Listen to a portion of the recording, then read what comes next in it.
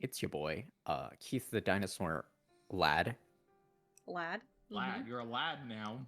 He's a lad now. Hey, that's a synonym for boy. Anyways.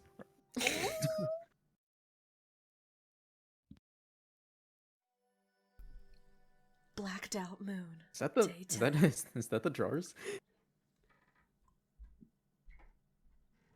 Oh, was it? Oh, okay. It's functional. Oh, me too. Oh, what a mood. All right. What a way to start off the. Okay, sure. Dysfunctional. I want that as a screenshot. Frick. Okay, hang on.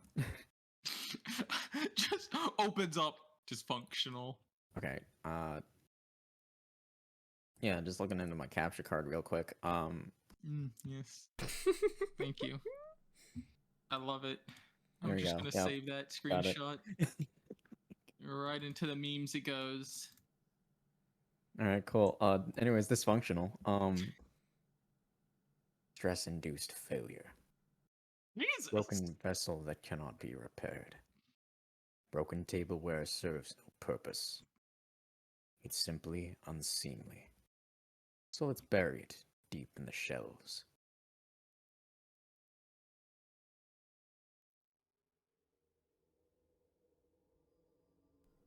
In my dream, I watched the moon. I don't quite remember where I was watching from, or why. Maybe it was because, not wanting to see anything, I'd raised my gaze to the heavens, and there was the moon.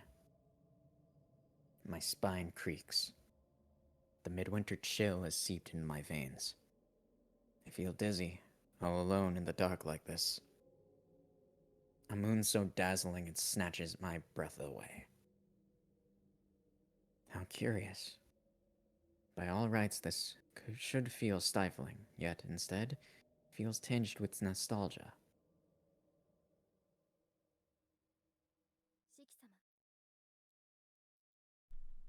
Shiki-sama. I'm greeted by the morning sunshine, along with the sound of Isui calling out to me.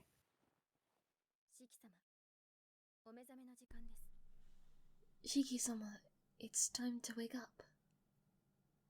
I'm fully awake after hearing Hisui's monotone voice. The instant I fully open my eyes, these abhorrent things crowd my vision. I'm suddenly assailed by a stabbing headache. It's as though someone shot me in the temple. My consciousness, only just having woken up, loses its footing. I quickly reach for my glasses on the nightstand before the dizziness takes root.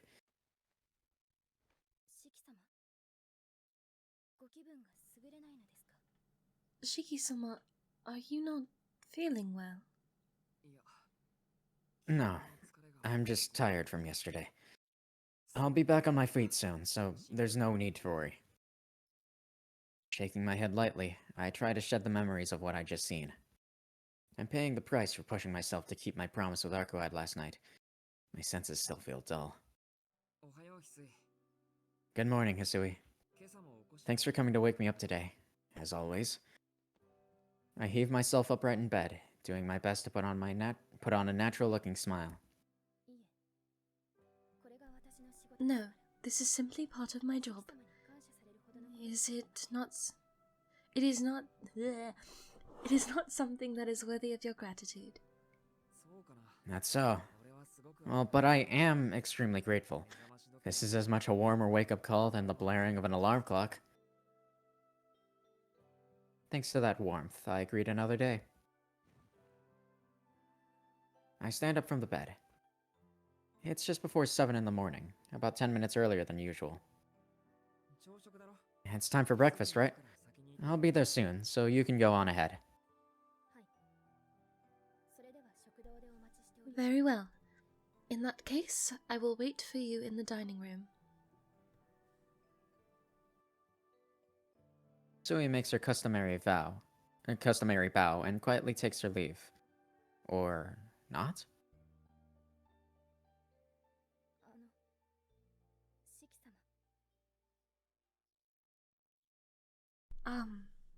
Shiki-sama? Is there something else? No, it's nothing. Please take good care of your health today. So he leaves the room. Now then, I'm certainly not in the best shape possible, but I still think I can manage going to school. I'm sure I'll also get some of my strength back after eating whatever breakfast Kohaku-san has cooked up for me.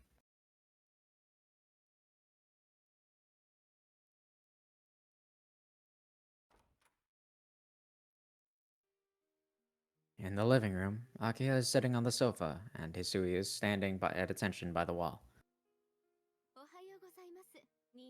Ah, frick. Good morning, Nissan.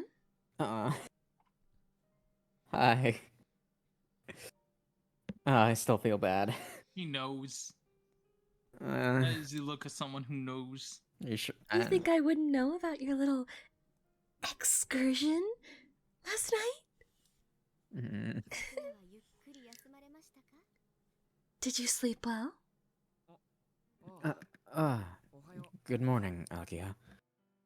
As soon as I enter the living room, I can't help but notice that Akiha seems cheerier than usual. Well, her greeting is certainly lively, at least. A cheery mood is good for one's mental health, so I'm glad in that regard. But what's going on? You're not wearing your school uniform. Yes. Today I requested a voluntary absence from school. After all, something has come up at the mansion that I must attend to. Your dumbass. Are you going to school as usual? Please go and enjoy your carefree student life to the fullest. What's going on? I get that she's in a good mood, but even so, this feels strangely tense. Just what is she up to? Anyhow, you're looking significantly better than you did yesterday. Sure. It must be because you slept well last night. Wouldn't you agree? I suppose so. I even woke up a little early today, too.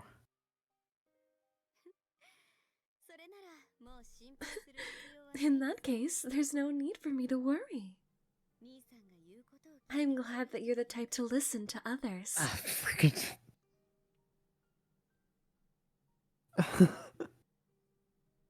Right, Nissan? Oh, God. Oh, no. Oh, boy. Right? You listened to me, didn't you? Mm-hmm. Me too, Shiki. Her trust in me hurts. Last night, I ended up going out to protect my promise with Arcuide. Even if I did manage to avoid pushing myself too hard and make it all the way back to my room again afterward, it doesn't change the fact that I'm still lying to Akiha. I feel like if I stay here any longer, I'll slip up. I should get out of here quickly. Well, I'm going to the dining room to get some breakfast. I'm going straight to school after I finish eating, so don't pay me any mind. Understood. However, if there's anything you need, please don't hesitate to stop by. I'll be waiting right here, at least for a little while longer. Still feel heavy, but I'll probably feel better after breakfast. Hiding my physical discomfort from Akiha, I head to the dining room. Oh no. Oh no. Oh god. What a disappointment. Oh no. Oh god. Oh jeez. Oh no. I'm sorry. He knows. I finish my breakfast and leave the mansion. It was naive of me to think that having breakfast would make me feel better. I've never been able to stomach much of a meal this early in the morning. My appetite just wasn't there today either. Because of that, I spent a full 30 minutes picking at my breakfast. An eternity for a student.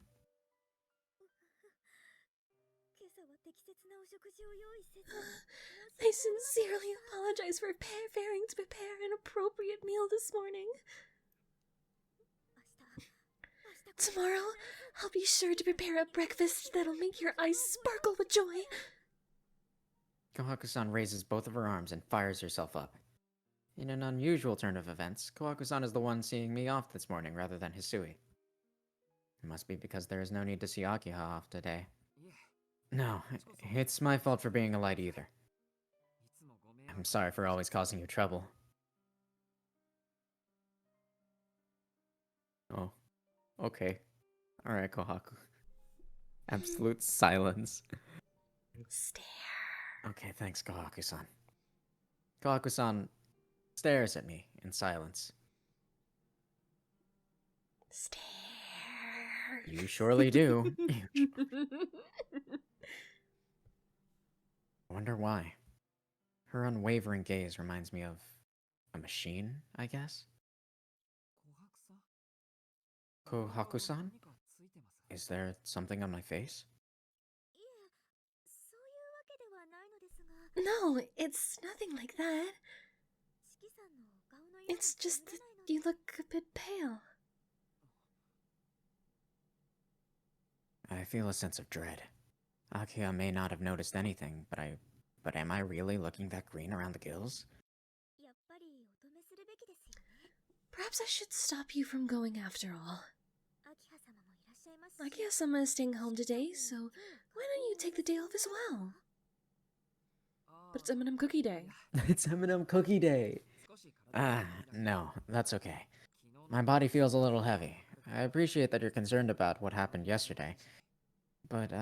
About me after what happened yesterday, but I want to go to school when I can. Plus, it's M&M Cookie Day, and I can't miss that. Jeez, how can I stop you when you make such an endearing face? I understand. M&M cookies are very important. I'll keep it a secret from Akiha-sama. But you mustn't push yourself too hard, okay? And bring a cookie back so I can make the recipe even better. Alright. I'll come home early today to rest. So, please, let this slide.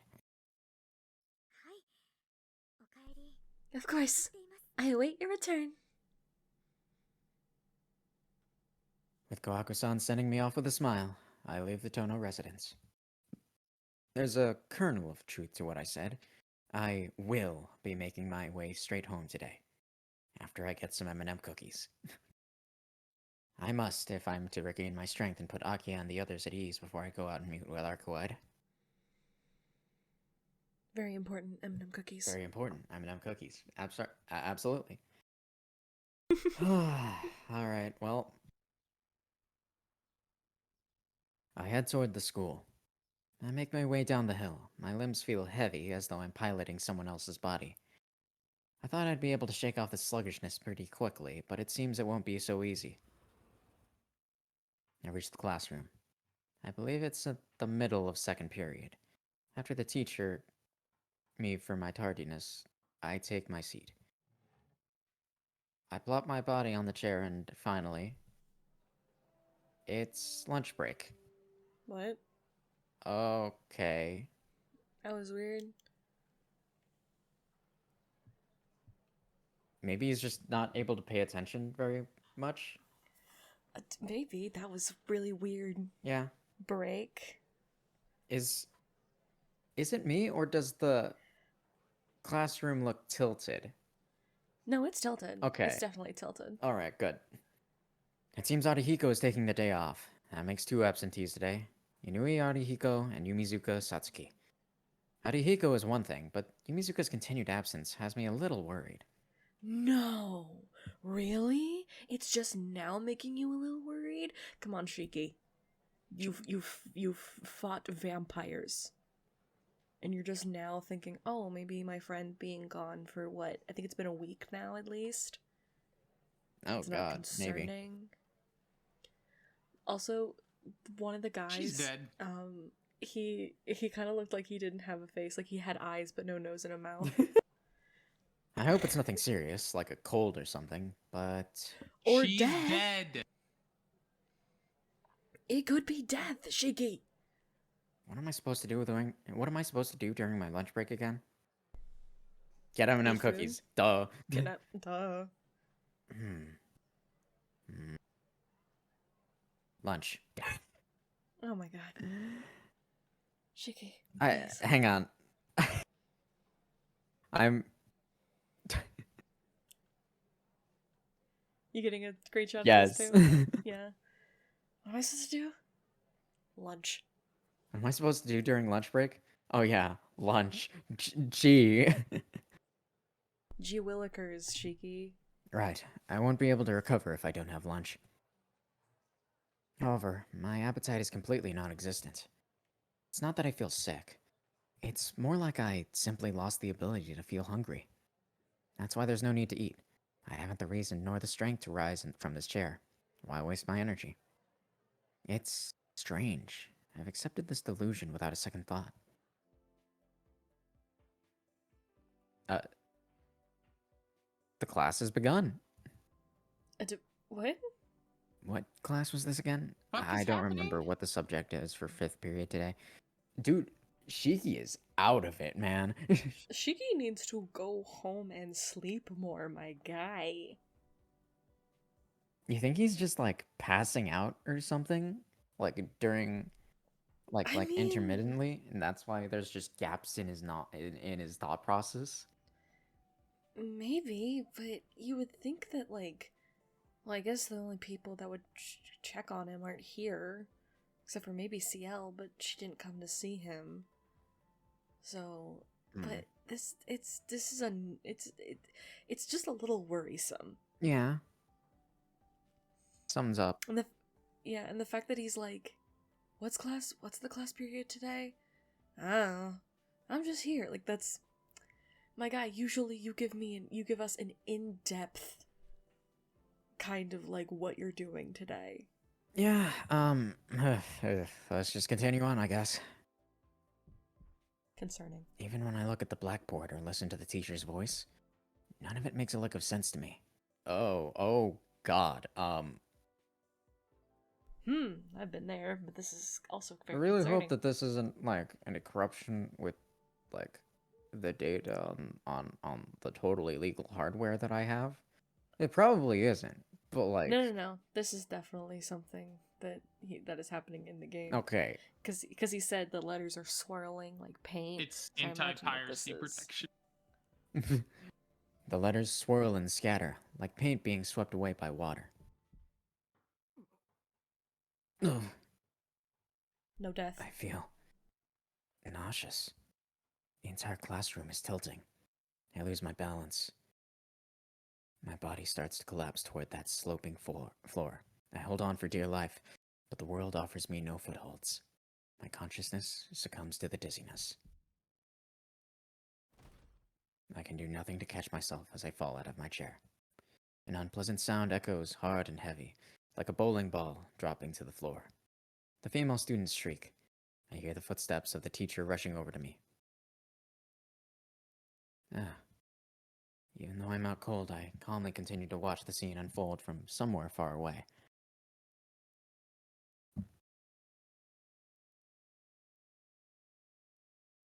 After that, it was business as usual. After I passed out from my... Yes. Yeah, yes. Business Just as business usual. as usual. Sure. Yeah. Totally normal. Don't even worry about it, guys. After I passed out from my anemia, I was carried to the school infirmary and put to bed in the hopes that my condition would improve. When 7 o'clock rolled around and my fever was still hovering near 38 degrees Celsius, the school nurse contacted the Tono household.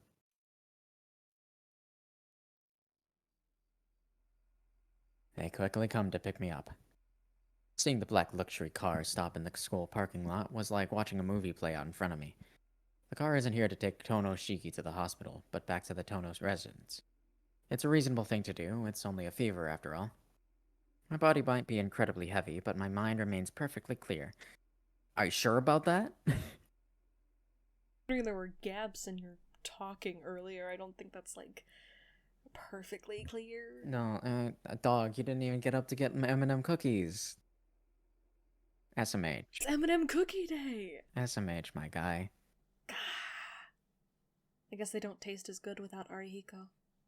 So true. The black luxury car stands apart from the hustle and bustle of the world as it speeds indifferently through the twilight city. There is no one else in the car but me and the driver. Who's the driver? That's kind of sus, not gonna lie. Yeah, who's the driver? Who's driving? We, if you're here and I'm here, Then who's driving this the car? Like, Then who's driving this plane? I mean, What? I don't know. Do you think Kasui has a license? Do you think Kohaku-san has a license? I mean, maybe Kohaku because she's older, but Hisui's the same age as him, Fair. and he doesn't have a license. Right. I don't know the ages of people who can drive in Japan. Fair. But I would assume maybe they both can drive. Kohaku should be able to drive. Would you trust her to don't drive, think- though? That's Yes. a great question. It's why she doesn't drive that often. So true. Fair. I would. Fair. I trust her. She's like Iliasville when she drives. I'll bet.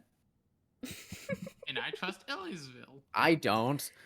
Or not Iliasville, Irisville, I mean. Irishville, yeah. I think, yeah. Oh, well. I forget their names. I also don't trust Iliasville to drive. To be fair, she's like, what, 10? She has, like, books taped to her feet so she can reach the pedals. Yeah, exactly. Anyways, the driver hasn't said a single word. Tonoshiki is strapped to the back seat with a seatbelt. Who is the driver? Who's the driver? Who's the Why driver? does Who's driving? Shiki keep referring to himself in the third person? That's a better question. That's a good question. Both the air outside and the atmosphere inside feel oppressively heavy. It feels like I'm riding in a hearse, huh? I think about saying that joke out loud, but decide not to in the end.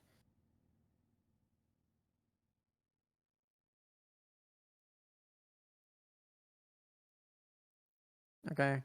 Guess that driver just wasn't important. That's fine.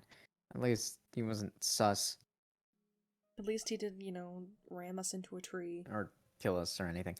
The dark trees part to reveal an old mansion. I let out a sigh that could be taken either as admiration or resignation. The mansion hasn't changed at all over the past 7 years. A sturdy castle always houses a prison. Something dreadful, something wicked, something that defies common sense. Something that must be hidden away no matter what.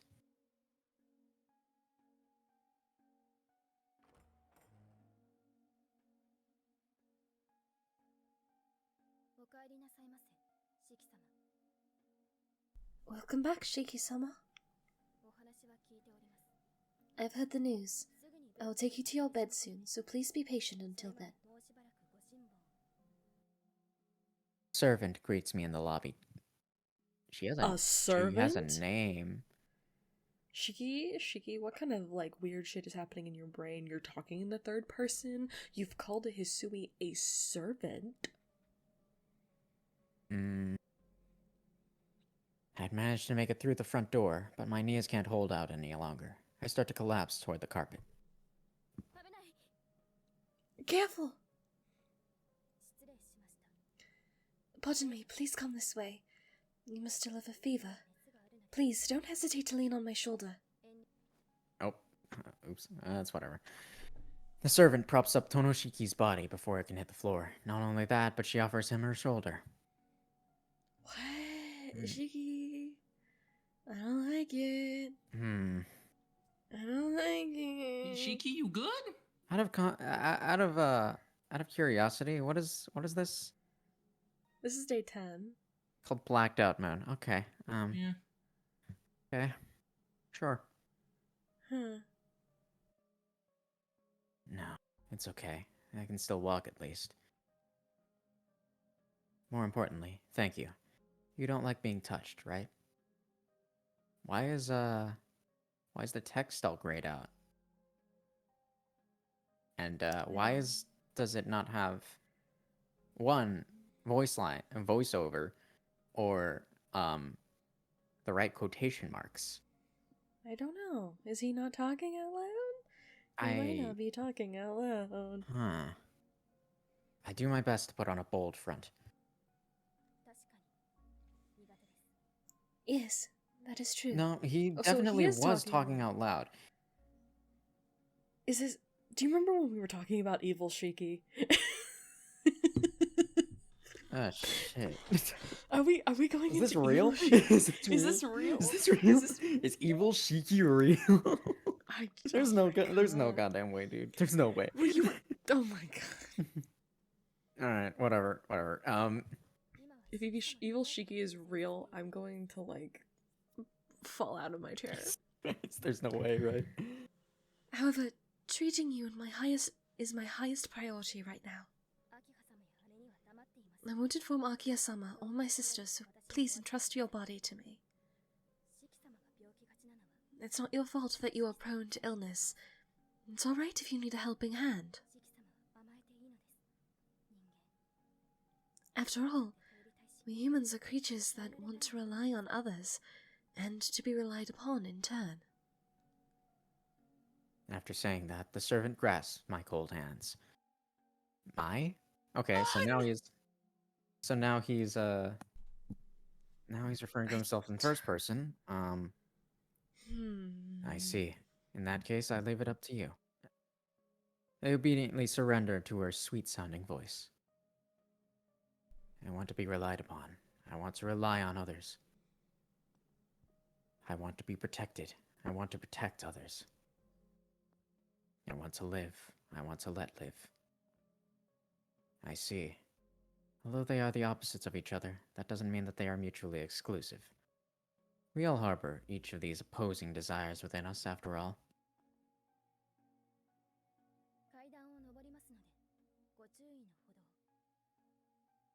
We're going up the stairs, so please watch your step. I'm scared. Can you imagine if he fucking murders Susu? I don't want that to happen. I don't want that to happen either. But he's making me nervous. The servant leading me by the hand begins to climb the stairs. Simply walking is enough to make my vision flicker in and out. In my dazed state, all I can do is put one foot in front of the other, relying on the servant for the rest.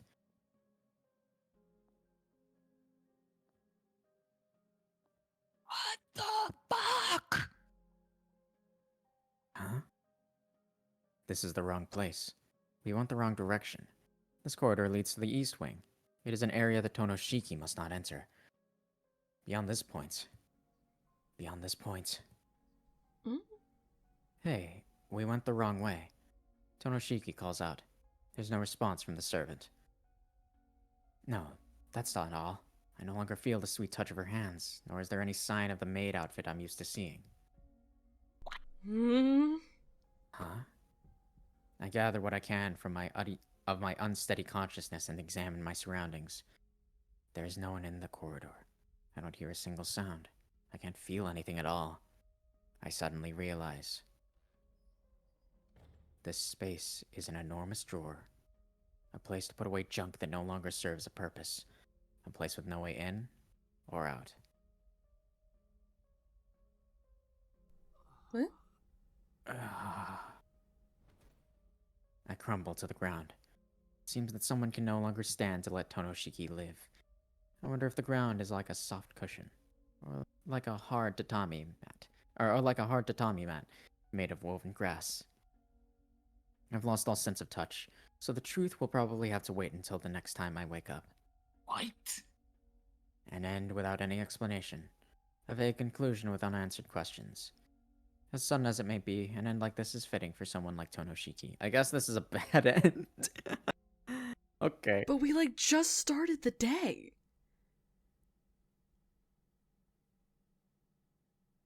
I am... We didn't make any decisions. Did we? I wonder if... You know what? I bet you I know what decision it was. What? Yeah, it was probably just us, like, not going, just us, like, Going to meet going to Arkwide? meet Yeah, the Arkwide, day probably. before going to meet Arkwide. Oh, so our sister was like, I know that you lied to me, so enjoy being in the little fucking East Wing, bitch. It seems that day 10 started as usual. We went to school just like any other day, and then the game just ended. That's what I'm saying. What the heck is going on, Xiao? Xiao? An error? Did they not finish the rest of the game yet? I can't see how any of the choices you made might have led you here, Nya. Huh? There it is. You broke a promise There with it your is. sister? But the promise with that blonde beauty is more important, right? I'm pretty sure that was the correct route too, so how come? What are you talking about? You still decided to go out despite the fact that Akiya-san was so worried about you. Quite simply, you failed as an older brother. Damn. Oh. Okay. Pathetic, weak, useless. You may have felt off color on previous occasions and carried on, but today you're experiencing a more peculiar illness. This sort of affliction takes at least half a day of rest to recover from, so make sure you get some shut-eye, okay? Wow, okay. Of course, it is completely okay to miss the meeting with Arcoide. Of course you'd say that, Ciel. She was just a useless, disgusting vampire anyways. Since it was a verbal promise, it is neither legally enforceable nor subject to penalties. I'm sure there's penalties. It's called Arcoide's gonna show up at your house. Yeah, it's called Arcoide coming through our window. Thanks, Ciel. Alright. Look. Route's not translated yet. We'll get to it.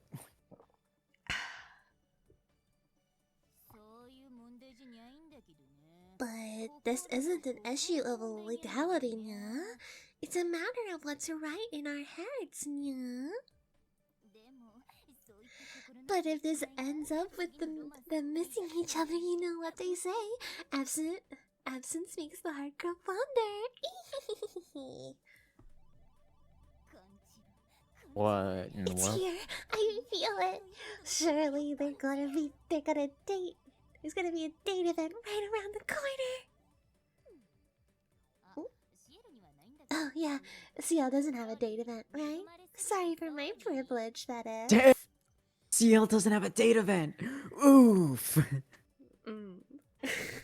Oofity. Oof. Uh, Oh no, you've got it all wrong. In fact, we're together all the time at school.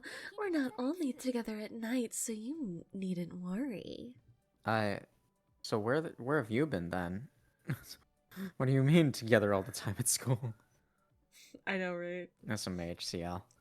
She didn't even come to visit us during lunchtime. Wow, SMH. If you look at the ratio of time talking with Tona-kun, you'll see that I come out ahead 6-4. She's like kind of angry at this. She's legit pissed. You want to talk about date events? I'll give you a fucking date event. Huh? Isn't most of that just you info dumping church stuff? It's not as long as the lecture on the vampire hierarchy. Fucking bitch. What is happening? They're duking it out verbally. Fair enough.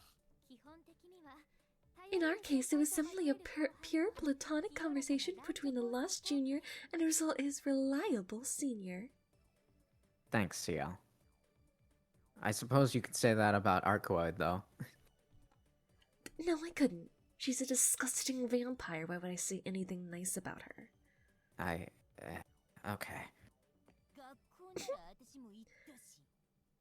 Hey, I went to school too. Well, I suppose you are one to trespass, aren't you? Well, I also had cool clothes, like the combat dress. The one you wore that time Blob instantly defeated you? At least the transformation sequence was nice. It was kind of cool, I suppose. Blob, you're dead. Get out of this. You're dead, punk! Holy shit. Come at me! What? Oh. See you next time. What the fuck? Okay. So, Let's, go tell her that we will not go see Arcoide. I love how the note says that Arcoide looks at us with a serious gaze, and that's it. Oh no, Akiha looks at me with a serious gaze. okay. We're gonna do as she says. We're not gonna run off and go see. Don't worry, we won't go see our girlfriend this time. Yeah, we won't see our southern vampire girlfriend. She's gonna appear like at the she's gonna appear on the grounds, like looking through the window into our room, and like with a guitar playing serenading us, like Fucking playing Wonderwall. playing Wonderwall. So I don't know anything else. So Oh no, she's gonna start playing before he cheats. Oh my god. Jesus Christ. She's like, I don't know where your car is, so I can't do the things in this song, but I'm gonna sing them to you, and you're gonna just imagine that I've done them. I haven't done anything. I don't have a car. I don't have a car. I don't drive. Well, then what was that black thing that picked you up from school? I didn't drive that. Wait, how did you think the picture? Whatever. Anyways, I guess I don't have much of a choice. I feel like I'll make Akiha cry if I disobey her any more than I already have. Alright, I'll behave. Nothing but rest for me tonight. So saying, I lie back down on the bed.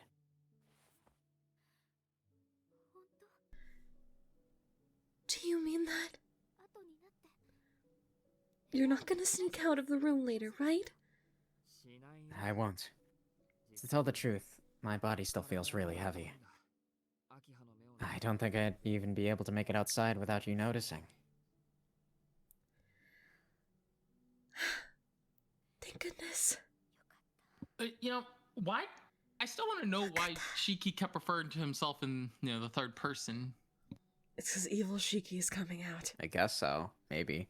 Evil Shiki. God. The one that murdered a child 7 years ago.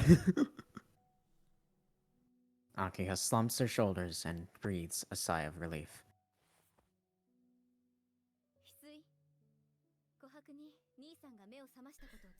Hisui, go inform Kohaku that Nisan has woken up. Nisan, what do you want to do about dinner? Right. Well, give my apologies to Kahaku-san, but I don't think I can stomach eating anything right now. I'll be better off going to sleep as is tonight.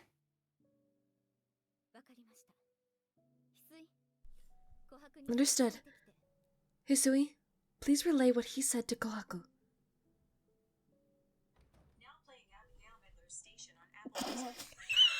Is that an Amazon? Is that an Amazon Echo? No, it was my iPad. Oh, what? I don't know why it went off. Did you? It just started. Did you It just say started, something to Siri? I guess.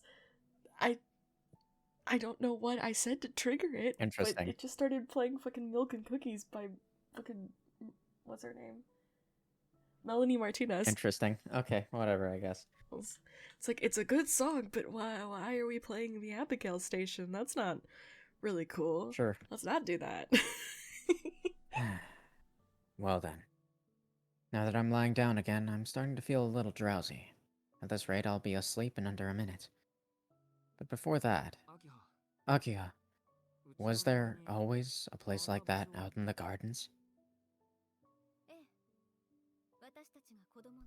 Yes, we played there all the time back when we were children. I see. For some reason, I don't really remember it at all. Remember it all that well. Well, probably due to the trauma. Damn. I really did forget all about it. Probably because of trauma. One more thing. This may sound like a strange question, but... Well, back when the two of us were kids, do you remember there being a third child we used to play with?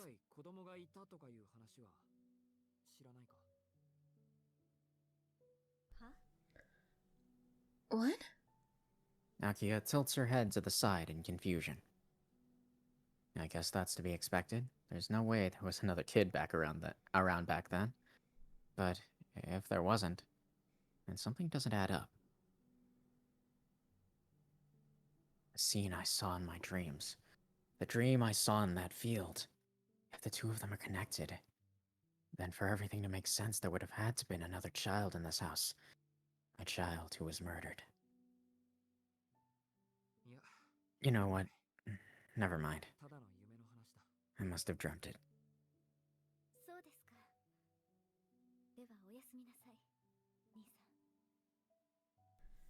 Is that so? Well then, good night, Nisan. Sleep well. Yeah, I will. I bet you she was like, what? How does he remember? We beat his head until he forgot. We hit him with the forget-me stick. I'm out like a light the instant after I respond to Akia. The emotions that usually coil themselves around my heart as I fall asleep are nowhere to be found tonight. It's as though the plug was pulled on my consciousness. Tonoshiki sinks into the dark abyss as though fleeing the events of the day.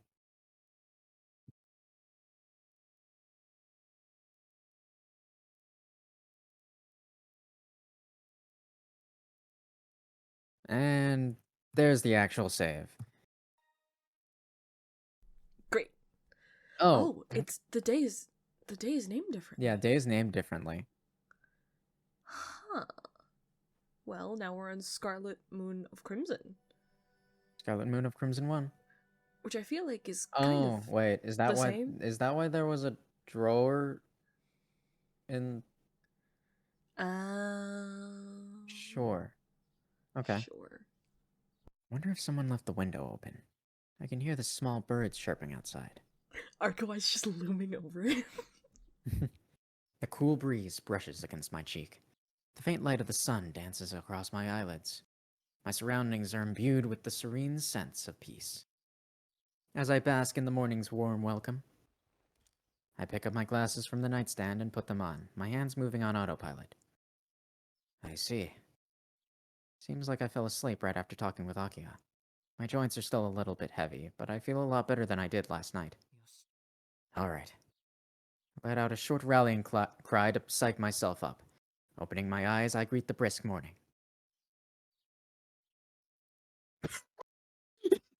I was right. I'm so smart. Ah, you're finally awake, you little punk. However, when I open my eyes, I see Arcohead's face right in front of me.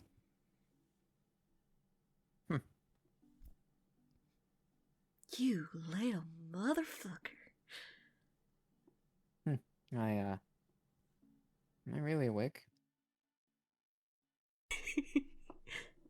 Okay, yeah. I guess I'm going to have to deal with this in real life now. My train of thought is totally derailed. My mind is so blank, it's as though my brain has turned into tofu. My mouth forgets how to breathe and seizes up. Seriously, I have absolutely no idea what's going on. All I know is that Arcoide is in front of me, that this is my room, that the time is just past 9 in the morning, and that on top of it all, she hasn't even taken her boots off before getting on my bed. You're gonna track dirt on my. Why on top? By the way, Would you prefer that she cuddled up next to you? Hi,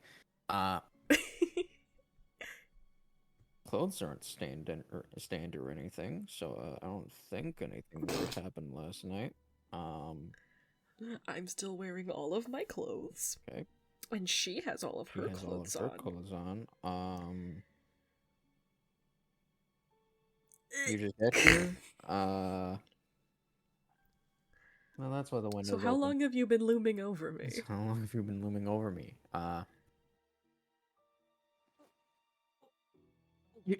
You...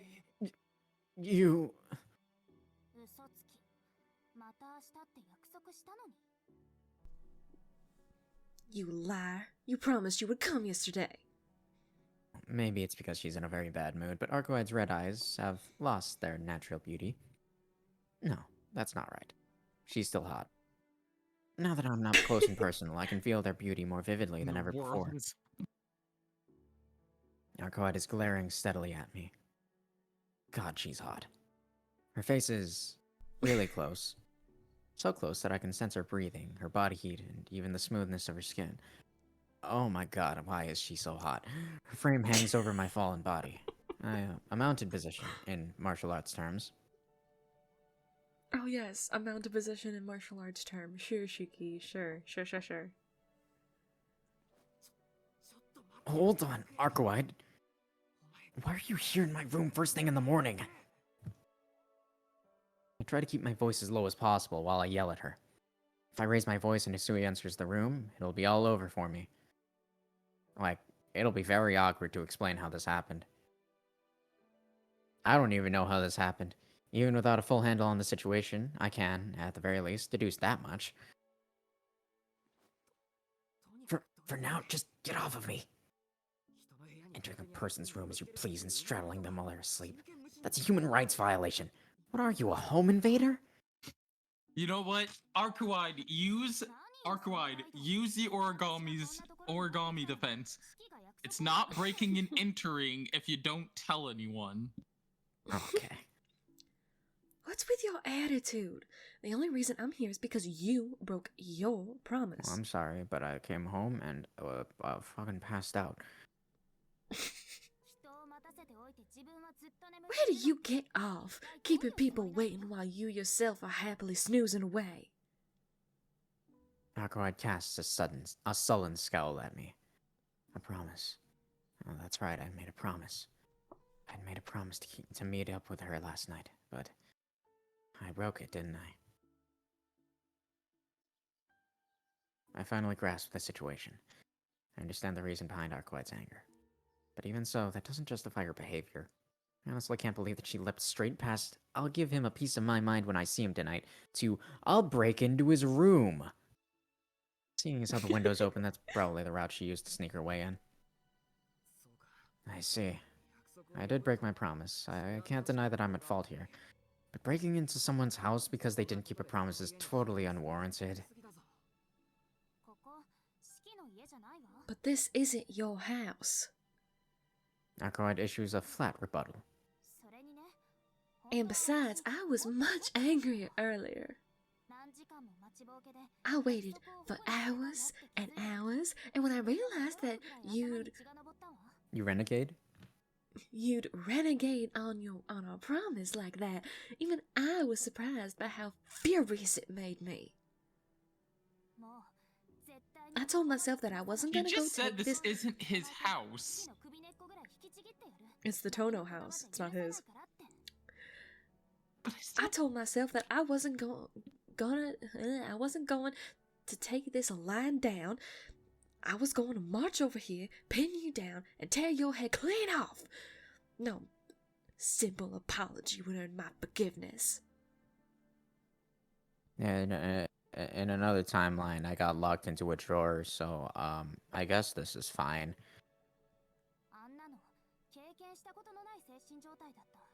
That was a state of mind that I had never experienced before. I tried to get myself to calm down, but the more I thought about it, the more pissed off I got. And my fury just burned hotter and hotter. Can you understand how it feels to be mirrored in a bottomless swarm of grievances? The sort where lashing out only causes you to sink deeper and deeper? I was terrified to think about who I might become. I wonder if she still feels that way, because her red eyes are brimming with a mixture of discontent, protest, and rage. All directed squarely at me. Yeah, that sounds unbearable. Nodding along with her to feign attention, I stealthily check that my neck is indeed still intact. I know, right? And so I couldn't take it anymore and snuck out, or snuck inside. But you were asleep, so I decided to at least wait for you to wake up. I wanted to hear whatever you might have to say for yourself after all. But Shiki, you were taking forever to actually wake up. I didn't have anything else to do though, so I just watched your face for a while as you slept. You know, like a normal person. This close? Yes. On top of Arcuine. me? Why? Yes. Just like this. What if one of the maids had walked in?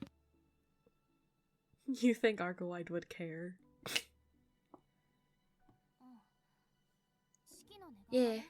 Your sleeping face was peaceful. Almost scarily so. You were as still as the grave, and I started getting a little worried that you weren't gonna wake up again. If you were that worried, you should have just woken me up. So, now it's my turn to be anxious, what with having you here all of a sudden.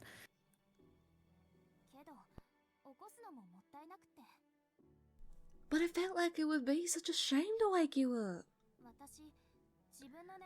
I don't know what I look like when I'm asleep, but I get the feeling that I could sleep the same way you did. It'd make me happy. I spent the entire time I was watching you wondering if it was what it was that you look so peaceful. Why it was that you look so peaceful. I found that doing so was the only thing that could soothe this boiling emotions I'd felt. It was only after I'd calmed down that you woke up. That's why you still have your head on.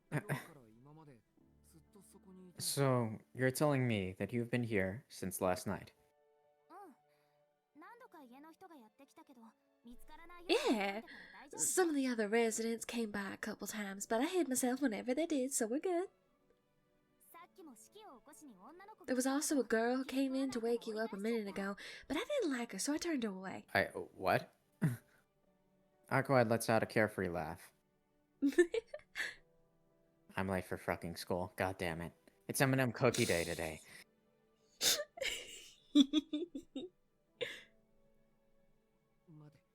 Hold on, what do you mean by turned her away? Relax, I didn't do anything violent. I mentioned before that vampires possess the mystic eyes of enchantment, right? I suggested to that girl that you had already gone to school and make sure she wouldn't remember anything about me being here either. Make sure she wouldn't remember? Arcoide. She really just does whatever she feels like. Well, even so, it seems like she tried to respect my family situation in her own way. I get the picture now. And also, I'm sorry about yesterday, Arcoide. It's not something I can simply apologize for. But from now on, I'll never break another promise again. You have my word. And make this declaration while staring Arcoide directly in the face. Do you regret it? I do. Moreover, I now know how terrifying your retribution can be. Still lying flat on the bed, I raise both arms in a gesture of surrender. I'm not sure where that displeased attitude of hers went, but Arcoide nods, seemingly satisfied with my answer. At long last, Arcoide gets off the bed. I attract a little bit of mud on the bed, god dang it. But still, I can't believe you'd get up on a bed with your boots on. Do you have any idea how difficult it is to wash footprints out of sheets? Pull myself upright, complaining. Arcoide watches me from the center of the room as I slowly haul myself out of bed. What are you doing? What do you mean? I'm waiting for you to get changed. No. Turn around. What? You've steamed my stomach. It's not that much different. It's not like you can go out in those clothes, right? Well, yeah, it would be pretty shameless to go wandering around in my pajamas. Wait, what did you just say, Arcoide? Yeah, I thought it'd be nice to spend the entire day with you today. You have to make it up to me for breaking your promise, right? Arcoide says it like it's the most natural thing in the world. The whole day. In other words, she wants me to skip school and hang out with her? What are you talking about? I have school, you know. And it's M&M Toki Day today. Fuck them M&M cookies. Huh? You said you regretted it, and yet you're choosing school over me? And M&M cookies? She's got me there. I glance at the clock. Time is just past 9 in the morning. Even if I were to leave for school right this second, I'd still be late. Plus, I did keep Arkawide waiting all night. And besides, if I'm being honest, this sounds way more fun. Fine, I'll go out with you today. This is the date event. Great, okay, Yes, cool. 100% this is the date event. But even if we go out to the city right now, we aren't likely to find any clues in the middle of the day, are we? What are you worried about that for? I mean, all we're gonna do is walk around the city, so it doesn't matter if it's daytime or not. What, weren't we going to search for vampires to make up for the work we didn't do last night?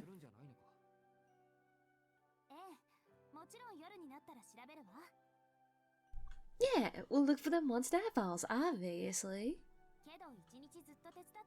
But having you help me all day seems a little rough, so I thought it'd be nice to relax at least while it's still light out. That does sound reasonable, but when you say that we're just going out for a walk, you mean... It's a date. I know we've already spent a good deal of time walking around the night together, but isn't what she's describing how awful... Right, what she's describing now what awfully close to what people might consider a date? A vampire like Arkawide probably doesn't even think of it like that, and is simply asking me to take her somewhere interesting, but... Is this for real? Am I really going to spend all day just hanging out with her? No vampire slaying attached? What's wrong, Shiggy? Your face is red. You're hot. Oh, fuck. You're hot. You're hot. Flustered, I hide my face in my hands and look away from Arkawide. Well, I've been alone with her plenty of times before. But each time was in the midst of a crisis, where the fact that we were allies working toward a common goal took precedence over the fact that we were a man and a woman. That's why, despite being aware of just how beautiful Arkawide is, I'd been able to put it out of my mind. However, if I simply pass the time with her with no overarching danger or objective, I might start to notice things that I shouldn't. Shiggy? Hey, are you actually going to school after all? As if. I said I'd go out with you, didn't I? I'm not about to break my promise again. I don't know what you have in store for me, but I can't imagine just walking around the city will pose much of a problem. Yeah, thanks, Shiggy. In that case, let's get moving. What is she thanking me for? Arkawide bounds over to the window that I'd suspected she broke in through. Hold on a minute. I could change right away, so just stay there and look outside or something. Huh? Did you call me? Yeah, I did, but I didn't. Sorry for jerking you around, but you can head outside. I'll be right there. Alright, I'll wait for you by the front gate. I've already waited long enough, so don't make me wait any longer, Shiggy. Arkawide makes a light tapping sound as she exits through the window, a feline grace and fluidity to her movements. I hear the trees in the garden rustling as she leaps from limb to limb. Moving through the treetops rather than on the ground, she disappears from view as nimbly as a cat might. If she can move around like that, sneaking into my room must have been a breeze for her.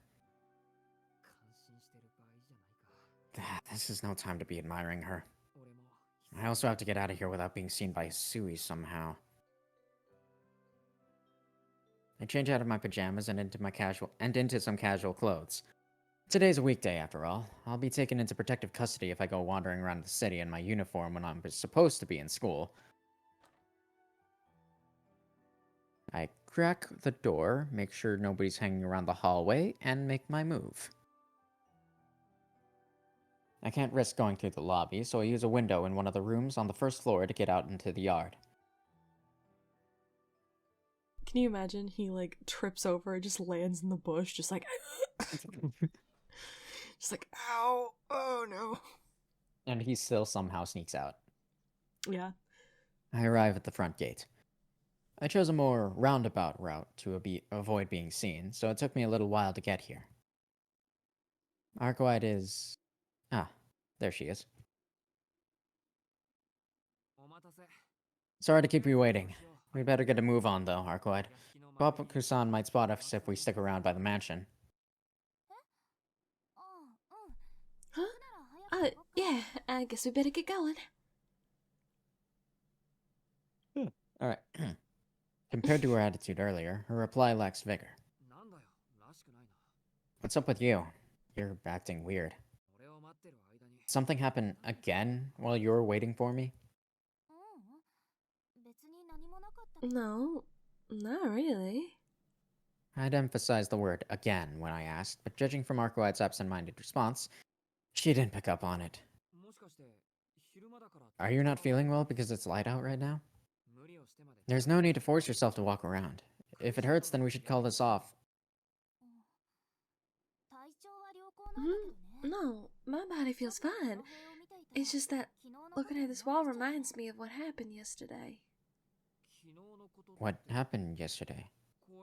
You mean when you waited all that time for me at the park? Arkwhite nods meekly in confirmation.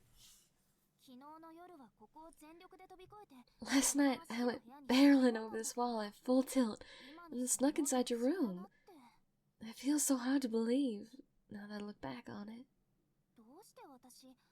Why was I so angry? If it was just that single promise, I couldn't even tell you how many promises people have broken up till now. Arkwhite folds her arms in deep thought, unable to come up with an answer. Of course, I should just ask you. You always talk down to me and call me an idiot, so you should have no problem answering a simple question like this, right? Hey now. If Arkwhite herself doesn't even know why she was mad, I don't see how I'm supposed to be able to work it out. I have no idea what goes on in that head of hers. But if I had to hazard a guess...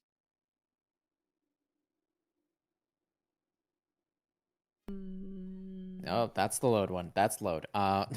We don't want to load. No. Because I would say, because I don't think. Well, part of me wants to say the first one in a strange sort of way.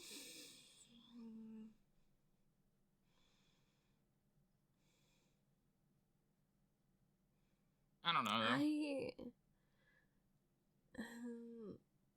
I feel like It's either the first or second one. It's not the third one.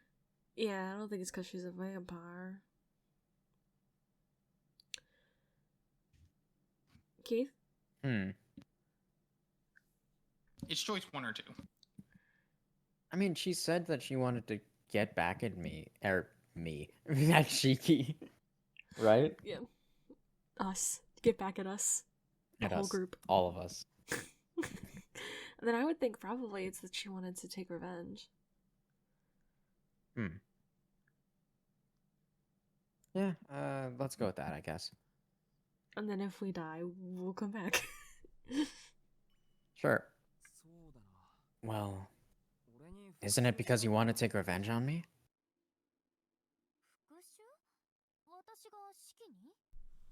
Revenge? Me? On you? I mean, I did kill you once, after all. You may have forgiven me after I helped fight against Vlav, but it's not as though my efforts there were enough to make you whole. It's sort of like I've paid off the principal, but not the interest.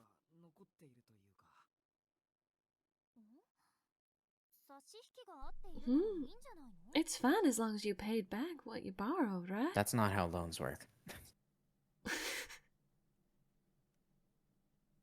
In truth, I haven't even done that. I killed Arkwhite, and then served as her bodyguard afterward. But then on top of that, she took my throwaway words to heart and protected the city for me. In other words, I feel like I haven't even begun to repay her. Well, Right.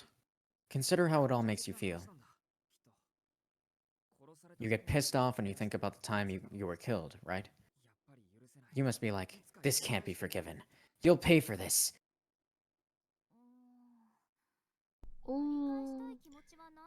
I can't say I've ever thought about getting payback.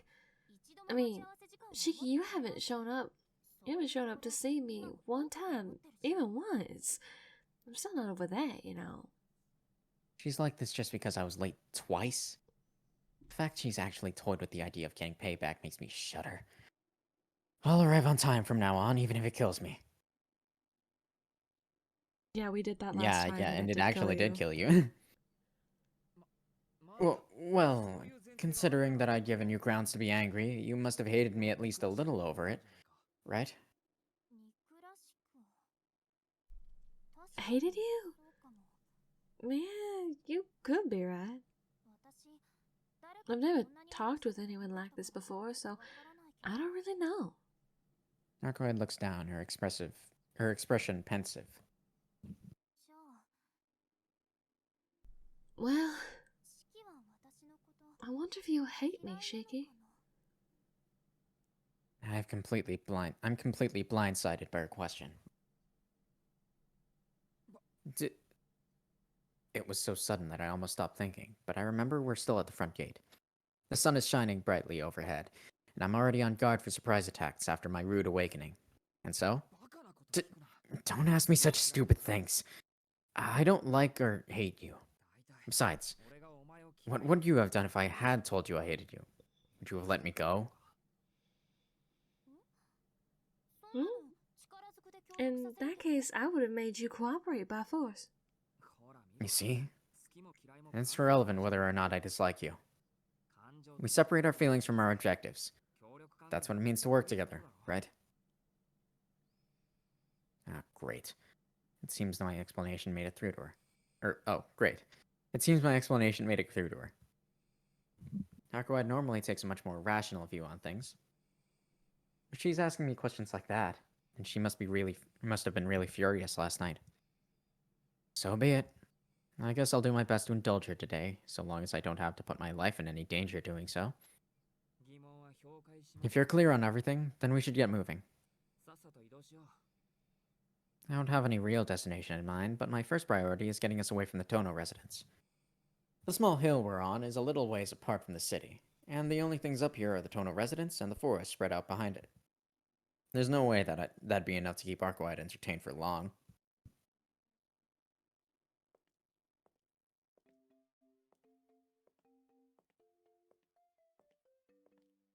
I guess I'll start by leading her toward the station at the heart of Soya. Going on a trip! Going on a trip! Arkwide is bounding ahead, down the hill. She's like an excited kid, running an errand for the first time. Shiki, I noticed you've got a different outfit on today. What happened to those black clothes you always wear? What do you mean, always wear? Oh, I get it. She must have drawn a line from daytime Shiki, to school uniform in that brain of hers. Also, our uniform is ultramarine, not black. There's a difference. It's ultramarine. God. I wish she'd stop casting shade on people's character every chance she gets. Come on. Do you think I'd really go wandering around in my school uniform in the middle of the day? I mean, today's a special occasion since since we're going to be exploring the city in the new light, right?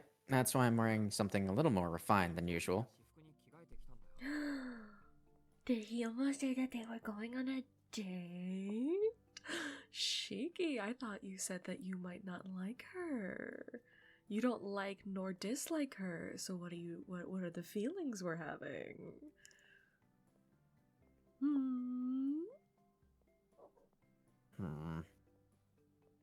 Well, by refined I mean I'm wearing leather shoes instead of sneakers, but it's better than nothing.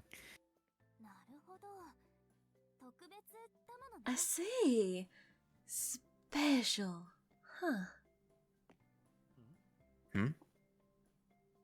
Something must have occurred to her, as she stops dead in her tracks.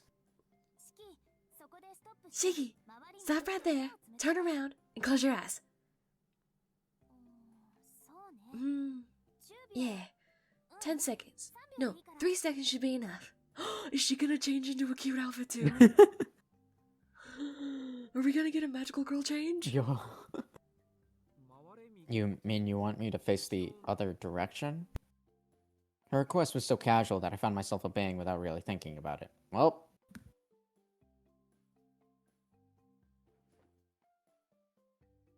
I turn around and close my eyes. Standing like this, my brain has a chance to catch up and ask myself what the hell I'm even doing. Going on a date with your vampire girlfriend, of course. Just you watch. I'm not gonna be outdone. These aren't even fancy. Huh? Outdone? Outdone at what?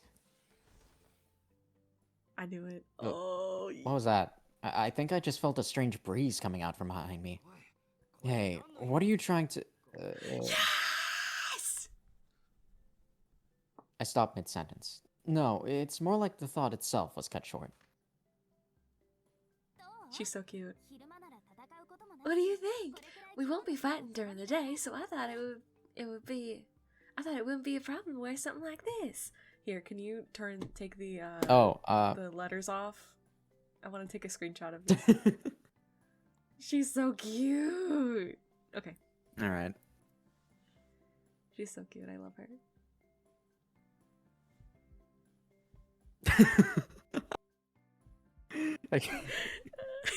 Oh no. Oh no. She's too cute. I'm going to die. Who is this person? Who is this person? Who is this person? What's with that casual wear? That fur? That ribbon? How did she spontaneously change like that? Come to think of it, where does she even get her clothes from? Even though nothing about her outfit is overly extravagant, this spectacular metamorphosis suits her so well that none of those questions even matter. Hey, do I look different than usual? Am I cute? Yes. What? Yeah. Yeah. There was no need to ask that. You. Wait a second. Cute? This isn't simply a matter of cuteness. What I've just witnessed defies comprehension. It's beyond all reason. Are you trying to tell me that vampires come fully equipped with date outfits built in? Knowing you has meant a constant stream of surprises, but you still had further to go, huh? What are you, a gravure doll? Idol? Gravure? I don't know. Sure. I think a gravure. Gravure? A Yeah. gravure doll? Gravure doll. A gravure idol? An adorable anthropomorphic rabbit? To be honest, I really just want to take a picture right now. Well, Well, I already did. congrats. So. Hey, you have this thing in your pocket called a phone. Fair. You're a creature who only knows how to play dirty. Oh my god. I can't tell whether it's good or bad that you stay so quiet. Today's a special day, so something like this should be fine, right? Good or bad? Kawaii. Of course it's bad. I cannot allow her to violate my heart like that. I want to reject this evil on behalf of all of humanity. But is there a single human being on Earth that could reject the Arcoide in front of me? No, she's too cute. I grit my teeth and control the urge to surrender. I gather up every bit of pride inside my body. And then... Well, I see no issues with your appearance. I reply to Arcoide while maintaining my dignity as a human being. Sure, whatever you say, Shiki.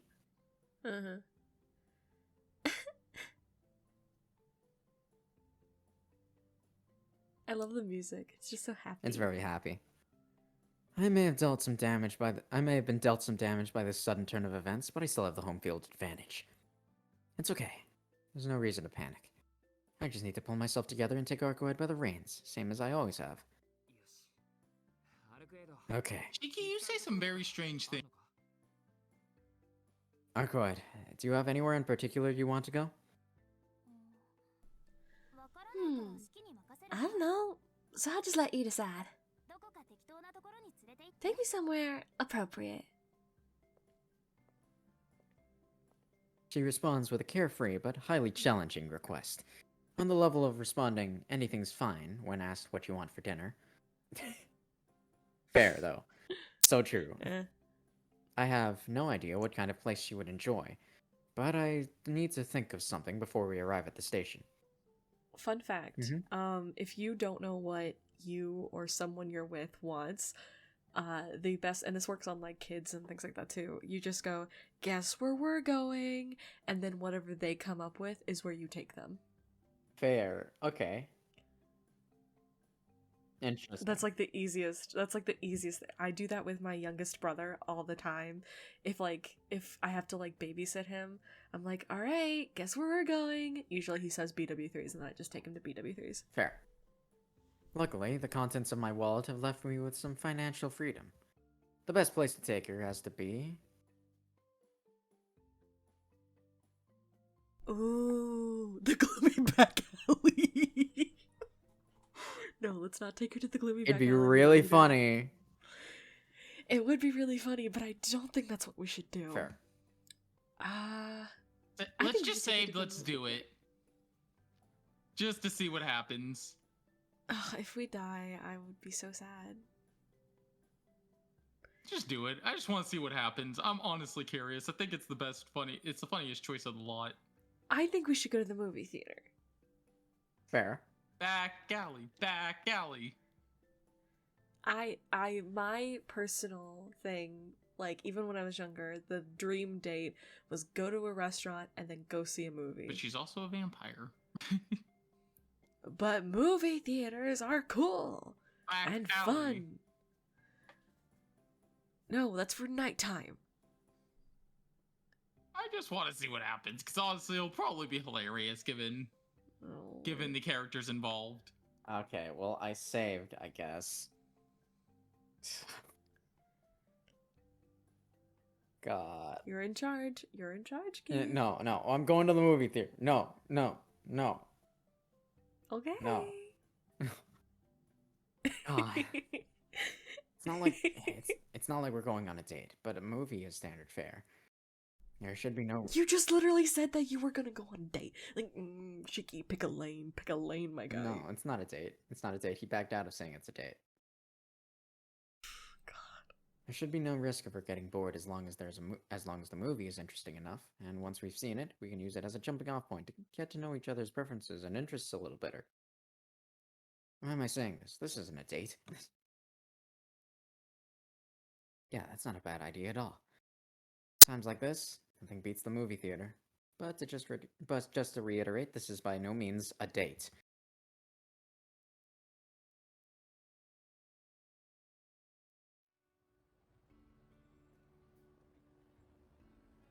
What does that sign say? It says enjoy. Does it say enjoy music?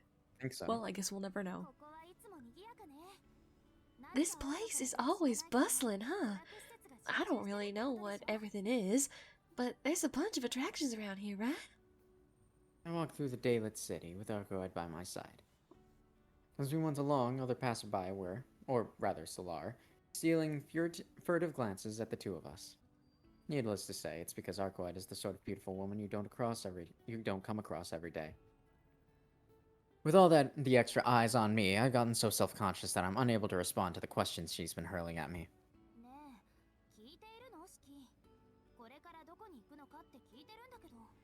Hey, are you even listening, Shiki? I'm trying to ask you where we're going from here.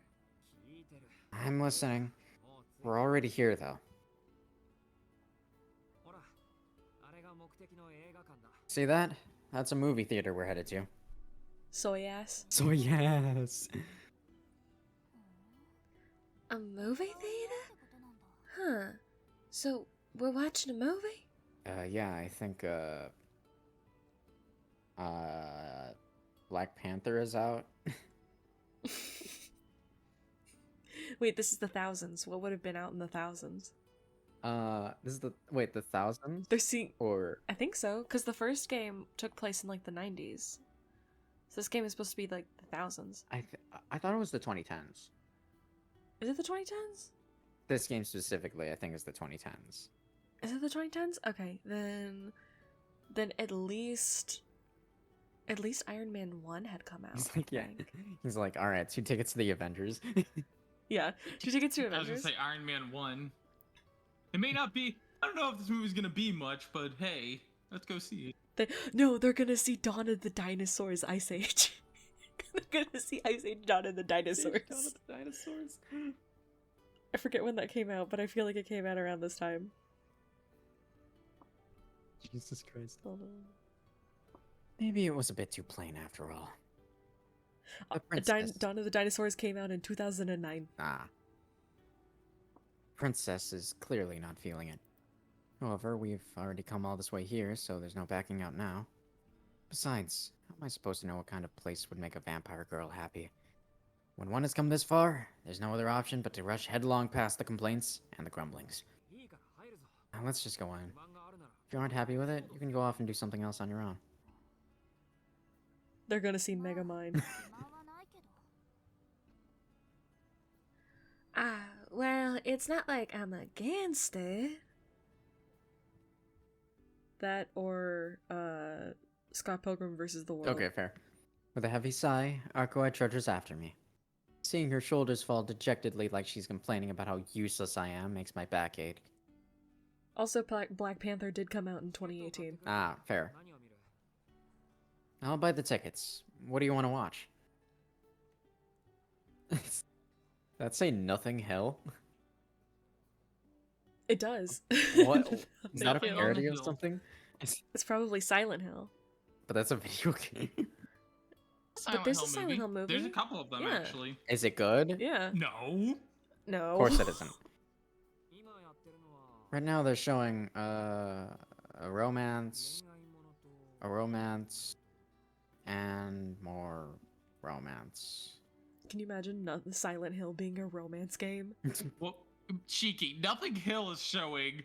There is no. I don't think there is a hint of romance in Silent Hill. What kind of overly saccharine movie theater is this? To be fair, I mean, have you seen how many people get thirsty for Pyramid Head? Oh my god, no, That's- shut up. That's Silent Hill, right? think that's Silent Hill. You've got to be kidding me. Even I want to go home now. I'm fine with whatever. They all look the same to me. I'll put up with it, even if it's boring. We've made our bed, so now we gotta lie in it, right? I think I've heard that phrase somewhere before. This is all on me for not checking the showings online beforehand. I'm ashamed. I'll try to my best to pick something that looks interesting at least.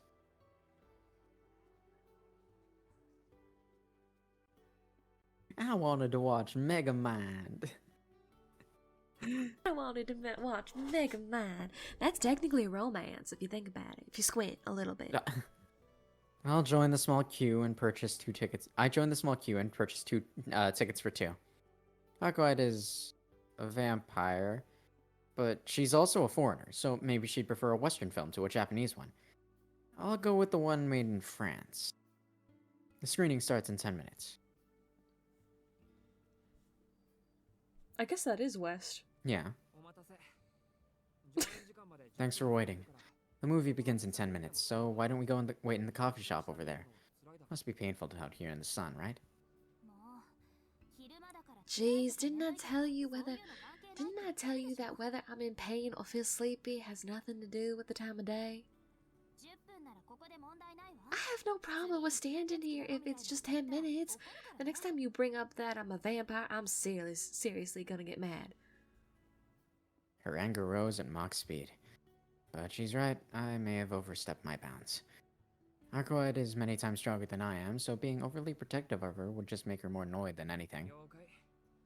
Understood. In that case, let's just kill some time here. I lean against the wall of the department store. Arcoid watches the passing crowds, her ill temper written on her face. Steal a glance at her profile. I would have never taken her to the movie theater if I knew she was going to be like this. Should have taken her to the park, or perhaps even spent more money to go to an amusement park. If I'd done that, maybe she wouldn't have looked so bored and gloomy. Damn. All right. Well, I guess the obvious. I guess the. I guess that we should have just taken her to the park. Taking her to the back alley. I feel like that would have made her even more angry. It's like, oh, you want to go hunt for vampires in the middle of the day? Gee, thanks. It's Also, it said, I don't think it said amusement park. I think it just said the park. right. But I mean, it does say the park, so. I don't know. Oh well.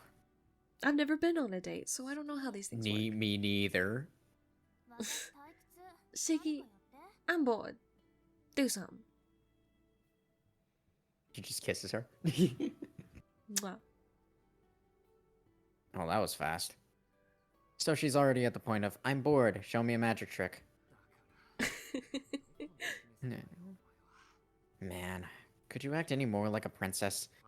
Besides, what do you mean by do something?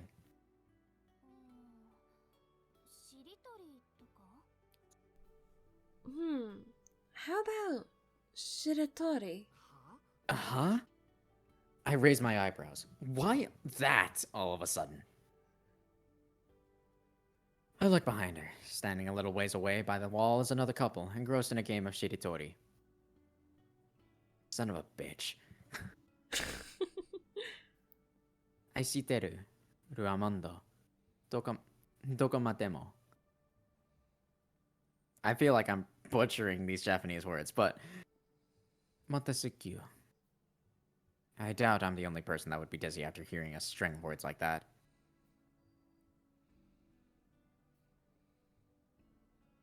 This is why couples who don't pay attention to the people around them are so... Let's not. I don't like Shiritori. What is Shiritori? Good question. Time to Google. I'm curious. What is Shiritori?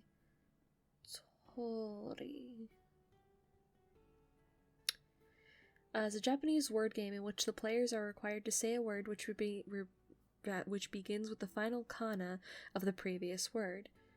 No distinction is made between hiragana, katakana, and kanji. Shiratori literally means taking the end or taking the rear. So, like, you can go from apple to golf to France. Oh, interesting.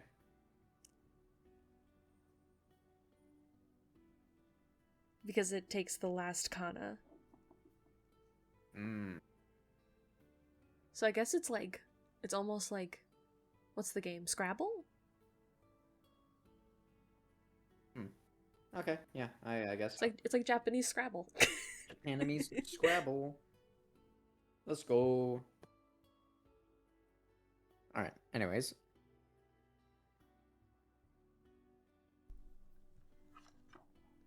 Oh, this is Yeah, this is our question. But why? People over there said that couples like to play it while waiting for a movie. Oh, that's a load of nonsense. Forget it. Besides, playing Shiritori to kill time? You can only get so old-fashioned. Go look up news on your phone or something. Shiki, you fucking bitch. Really? Is he not gonna acknowledge how she said couples? Right? Really? But those two like the having fun. I want to have fun too. Couple would have more. Well, that couple would have fun no matter what they do. Besides, I'm bad at that game. I get sad when I play it. That's the only thing I absolutely refuse to play. That's because he used to play with the kid that he killed. You aren't very skilled at it? It's because your vocabulary is too small? Yes, Like other things?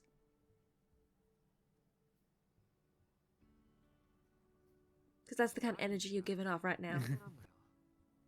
I'm not unskilled. I'm just not good at it. Plus, like, it's boring, right? All you're doing is stringing words together. Whatever. The movie starts in 5 minutes, so we should head in. Here's your ticket. You just have to show it to them when we enter. I'll take half of it away, but that's just the procedure, so don't get upset about it, okay?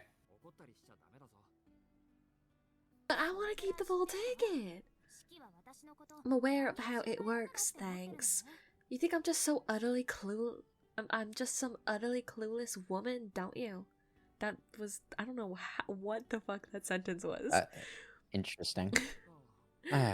No, not really. I just thought you were unfamiliar with the norms of human society.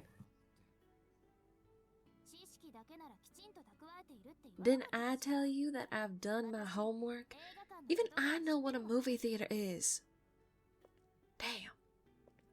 Aqualide spins on her heels and heads into the theater.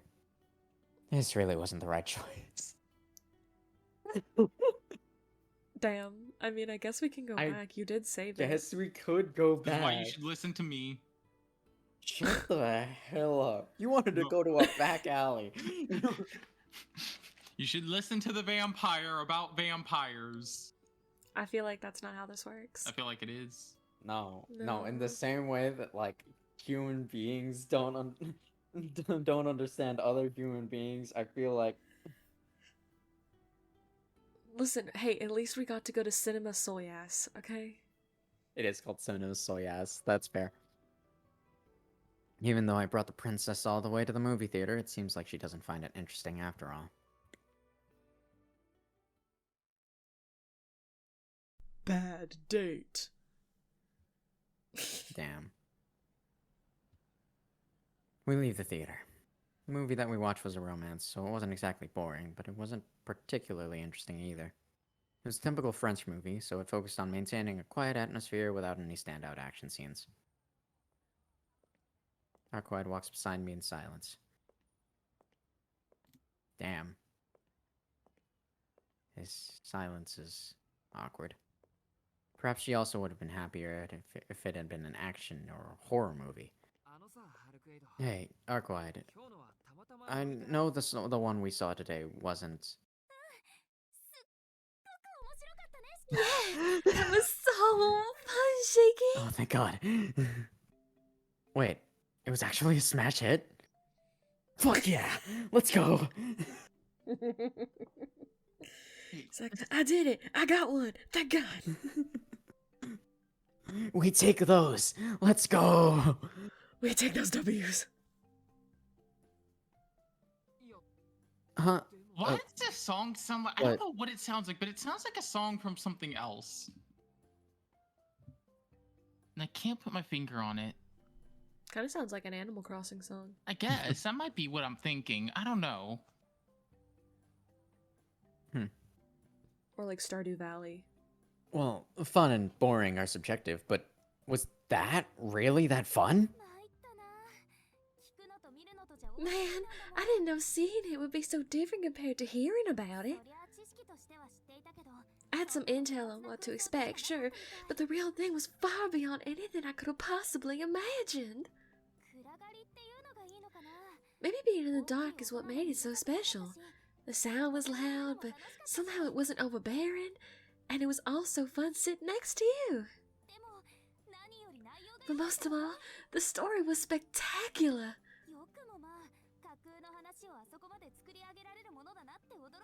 How extravagant! I'm surprised at how extravagant! How extravagant! I'm surprised at how fictional stories could be taken to such lengths. The images I created in my head are like children's plays compared to the fine details in those scenes. I'm seriously in awe. Huzzah! Alright, okay, cool. Arquide is grinning from ear to the bottom of her heart. It seems she truly took enjoyment from that refined romance movie. Is that so? Well, I admit that Eiffel Tower-looking building was quite impressive. But come on, isn't it just a rip-off of the Sky Tree? God. Okay. Sure. Whatever you say, cheeky. Shaky, you don't seem very excited. Don't tell me you were bored. Well, it's not that it was boring, but it felt pretty average. If you wanted something like that, there are much more interesting films out there. No way! But the one we saw was absolutely incredible. Well, then have you heard of the critically acclaimed smash hit Morbi? It is about other vampires, and it is. As a vampire, super I'm cool. offended by that movie. Oh god, no.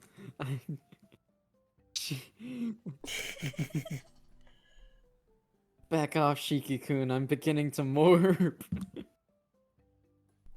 I'm going to morb in time. It's a morbin time, Tono-kun. Let's face it, Arcuide would 100% do that. I'm going to morph in time. What? It's morbin time. Morb.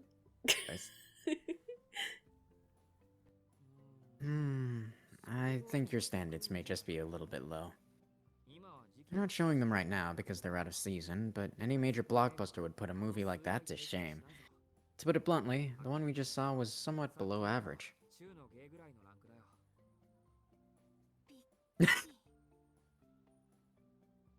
No way.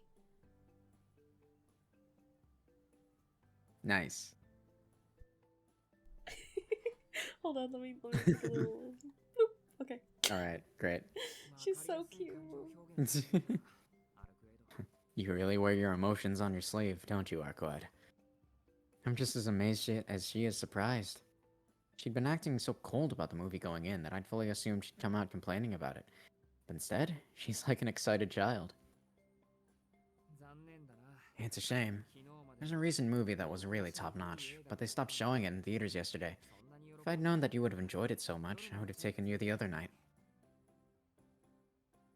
I had to admit, I didn't think of it because I wanted to thank her, or show my gratitude. It's more that I genuinely wanted to see how she'd smile after seeing a movie like that. Is that so? How unfortunate for the both of us. It's like, yeah, they stopped showing Shrek 2 Oh my god. a little bit ago. Aquad slumps her shoulders in disappointment. I know, right?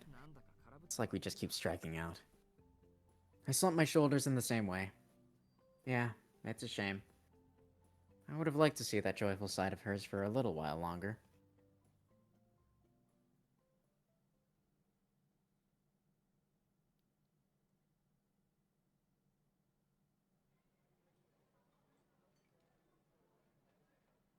It's past 2 o'clock now, so we decide to have a late lunch.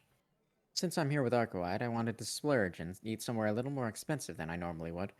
Alas, the contents of my wallet wouldn't stretch quite that far. I wanna go somewhere you usually eat. Arcoide says that she wants something ordinary anyway, so I suck it up and take us to the food court. Wait. Baskin Ribbons? Oh my god. Yo, Baskin Ribbons! Oh my god. Oh. Of course. Baskin Ribbons. Oh my god. They'll always find Oh out. my god, Baskin Ribbons. You know, I don't think I've ever actually been to a Baskin Robbins. Me neither, Well, maybe to I be have. honest. I feel like I have, but like I don't really remember it. Yeah. I'll go to one at some point. Anyways. It's an open question whether or not Arcoide even eats this sort of food, so this is somewhat of an experiment. Hi, yes, 1 Big Mac, please.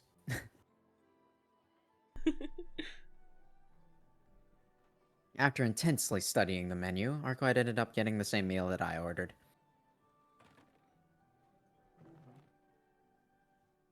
I take a seat across from Arcoide. After nervously glancing around at her surroundings, she brings a fry to her mouth, and oh my god, he actually did get fast food. Hey, your French fries are lovely.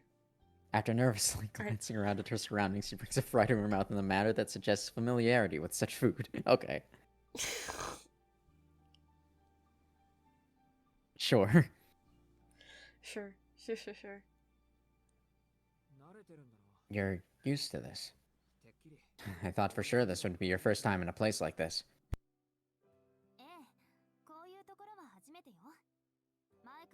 Well, this is my first time. I knew what sort of establishment this was beforehand, but it was just secondhand knowledge. Second-hand knowledge. I see. You watch the news, so you must have read magazines as well. Your clothes are normal too. So I guess you've adapted pretty well. The traditional Western image of a vampire, combined with Vlov's old-fashioned look, had left me with the impression that vampires are gothic creatures. I guess it's possible that vampire society may have also modernized along with the rest of the world. Well, of course. 7-Eleven must take after modernized business practices. Of course. I have to go to the bathroom, so I'll be right back. Alright. Your favorite southern vampire girlfriend's back. Welcome back. Alright. Hi.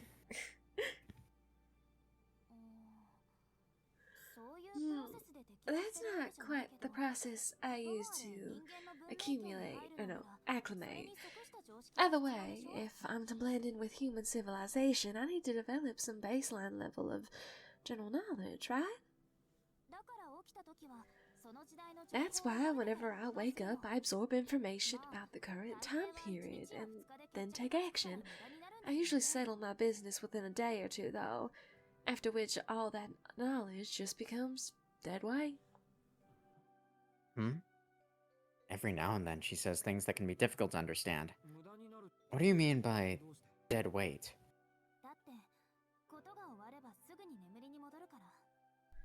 I mean, I go straight back to sleep as soon as I'm done. I don't know how many years it'll be before I wake up again, so I have to throw out everything I've learned to prepare for my next awakening.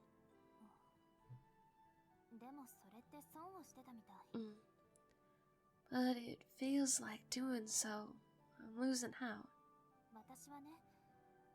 You see, up until now, I knew nothing about this world outside of raw information. Even though I knew that people gathered here like this, I've never experienced it firsthand. I see. But isn't knowledge enough? In fact, just now, you seemed a little lost when confronted with the menu. But when the time came to actually place your order, you were totally prepared. Of course. I've learned how to handle those kinds of interactions after all. But that had only been a numerical sense.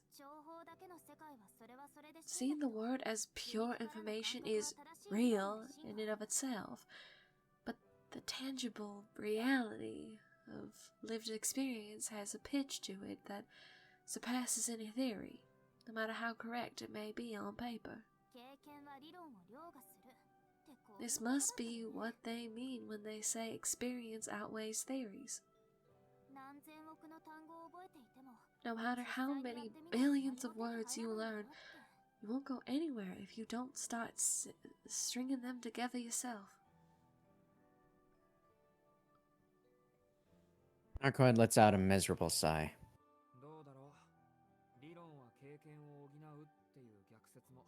I'm not so sure about that. There's also a saying along the lines of theory supplements experience, isn't there?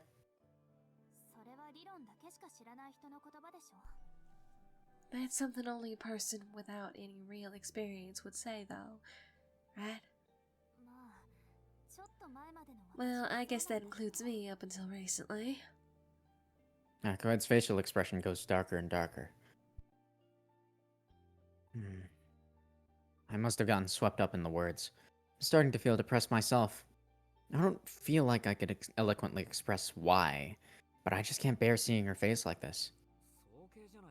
Isn't that conclusion a bit premature, though? I think that what it all boils down to is that there are people who make up for their lack of experience with theory alone, and those who can overturn theory with the benefit of all their experiences. I mean, look around there. Look around us. In this shop alone, we have such a breadth of different people. Yet, even among all these different people, none of them are the same as me, right?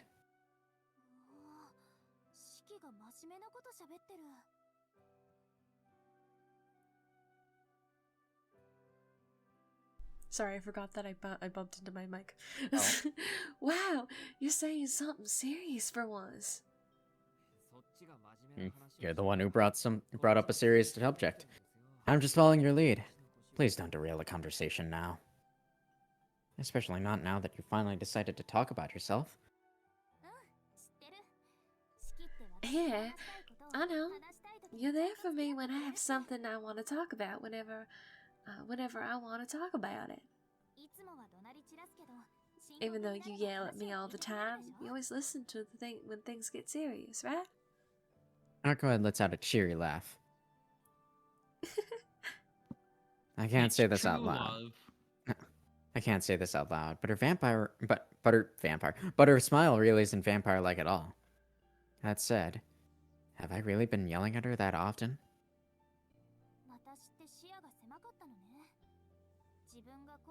I'm quite narrow-minded, aren't I? Whenever I decide on something, I end up blind to everything else. I don't need anybody else but myself. It's fine as long as I'm right. I only ever thought along those lines. But you're right. When you consider how many different kinds of individuals there are, it's only natural to assume that there are plenty of people in the world who can do things I can't. Like it's nothing. Arcoed's tone is gentle as she muses. I guess she's feeling a little introspective. Then again, the matter of the reflection is actually going to change my personality. Besides, I like the way I am right now the best. I still believe this is the correct way for me to be. After making such a gallant statement with a smile, Arcoed once again fervently looks around her surroundings before sinking her teeth into her hamburger.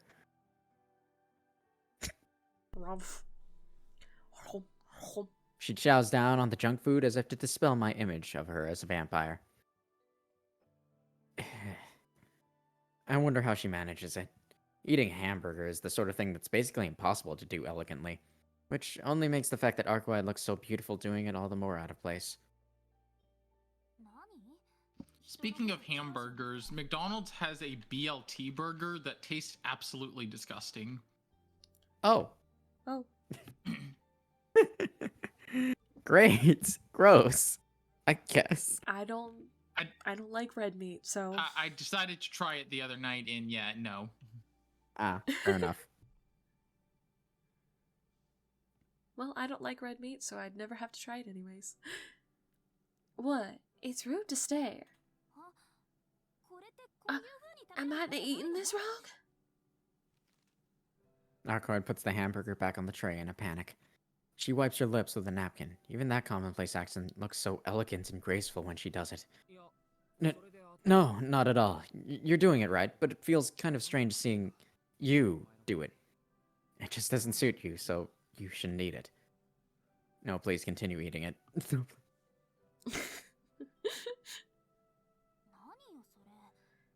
What's up with that?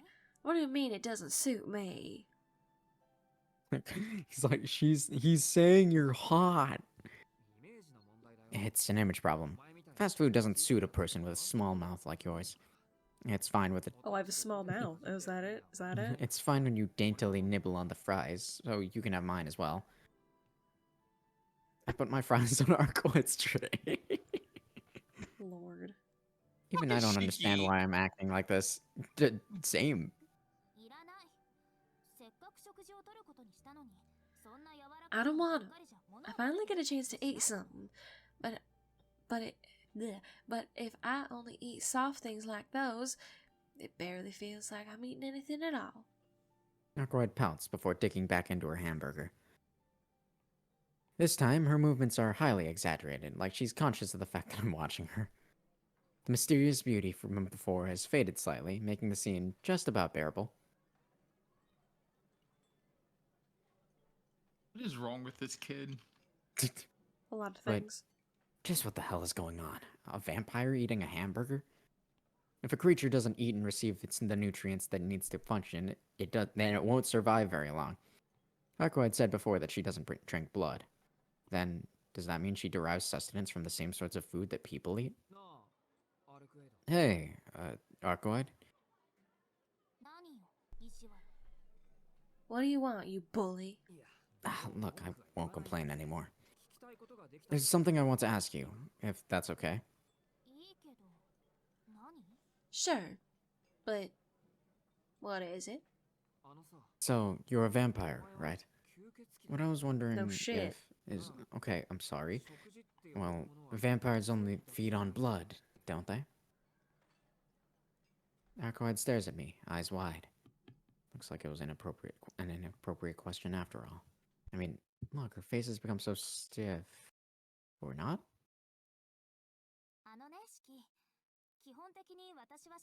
Listen, Shiki, I don't actually need to eat.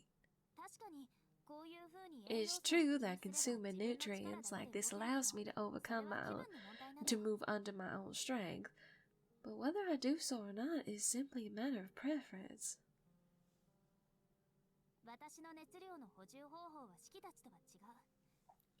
My method of replenishing calories is different from yours. I do have an appetite, but it's more Analogous. It's more analogous to the sex drive in human beings.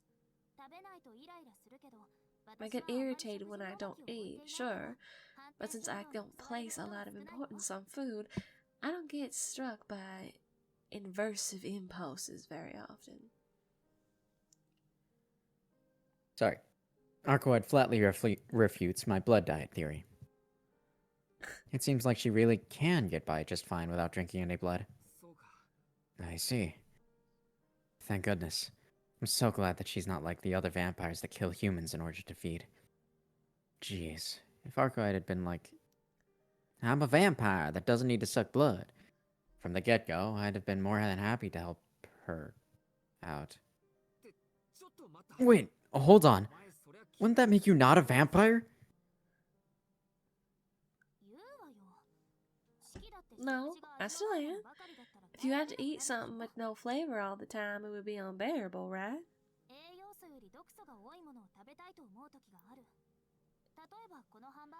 There are times when you want to eat something that contains more poison than it does nutrients. Kind of like this hamburger you just ate. Okay, look, I know I'm not healthy, but like, you don't gotta You don't gotta say things like do that. Shiki, why did you choose this restaurant? Because it's cheap. God. Was it simply to replenish energy?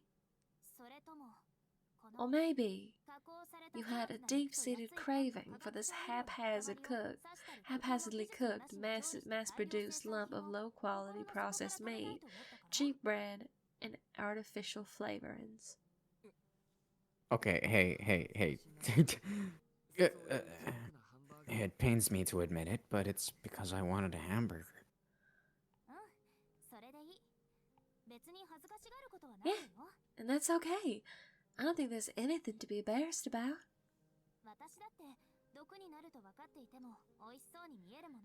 Even I see it as something delicious despite knowing that it's bad for me.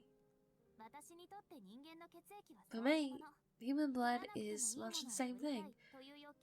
We're the same in that we both have cravings for things that we don't strictly need.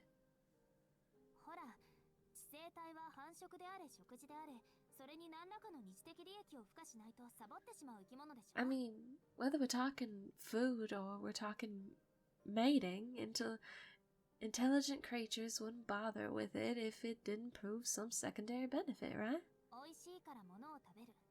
You eat things because they taste good. You mate because it feels good.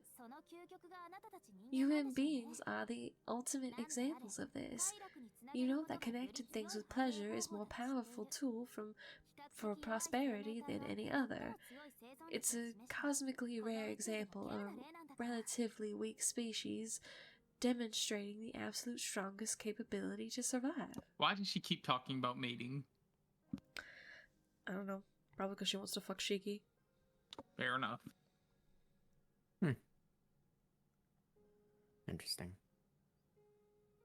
Arcoed's voice has a sing-song quality to it. I couldn't feel any contempt for humans in what she said. On the contrary, she almost sounded like a mother watching over a child as it grows. However... wait. What do you mean by that? I'm finding it a little hard to accept being told that humans can't live without chasing after pleasure.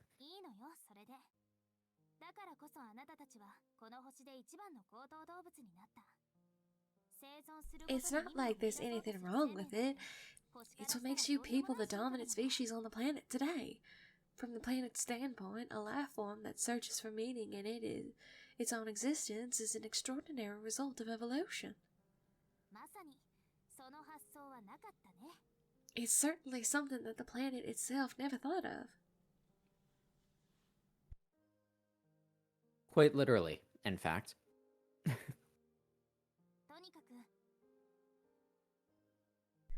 Anyway,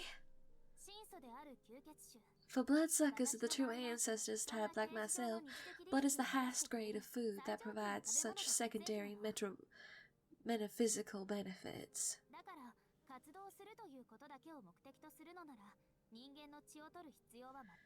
However, if my only objective is to simply remain active, then I have no need to consume human blood at all. In other words, for vampires like true ancestors, blood is used more for satiating your psychological hunger than anything else. But you said that you hate sucking blood, right? Ah, I got it. All humans have their individual likes and dislikes when it comes to food. Could it be that you just hate the taste of blood? Having hit upon a convincing revelation, I can't help but blurt it out. However, Arcoed frowns as though something is weighing on her. I don't know. The taste of blood is unknown to me. Hmm? She doesn't know what blood tastes like? I told you before that I'm a failure of a bloodsucker, right? I've never even tasted blood. I have no idea what it's like. All I know is that to drink someone's blood would be to no longer recognize them as human. Arcoed looks away from me as she mutters that.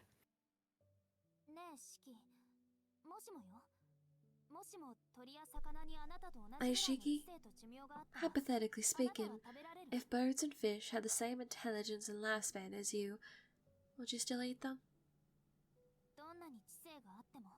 Would you still consider them food and choose to eat them despite that?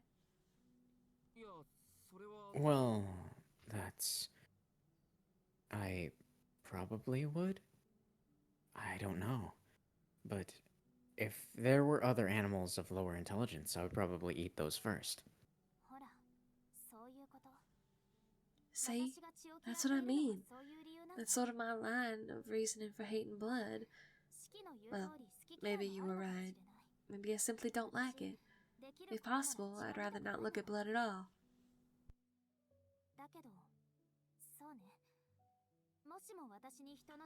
But what if I didn't possess the same intelligence or values as humans?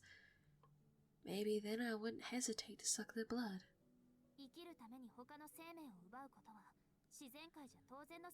It's the natural order of things, to take the lives of others in order to survive. I start upright in shock. It is not a sin to kill in order to live. Sounds like a natural thing for a vampire to say, but when Arkwide says it, I can't help but be taken aback. I'm here to kill a vampire who thinks like that. I'm not here to deem her an accomplice to that thought process. Well, it's true that the natural order of things is for animals to prey on each other to survive, but aren't you similar to humans? Don't the laws of nature also say it's taboo to eat your own kind? That's why you should stop with those hypotheticals. I don't like what ifs.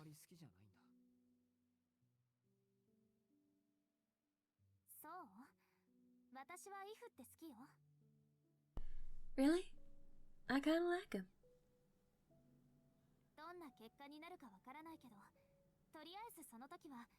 You might not know where you're going to end up, but at the moment, you always feel like there's some kind of salvation out there. Right? What if? Huh? In that case, what if Arcoid wasn't a vampire? Would I not have to feel this way? Or what if she was a monster who drank blood like the other vampires? Then would I not be as irritated as I am right now? What's wrong, Shiggy? Your face looks gloomy all of a sudden.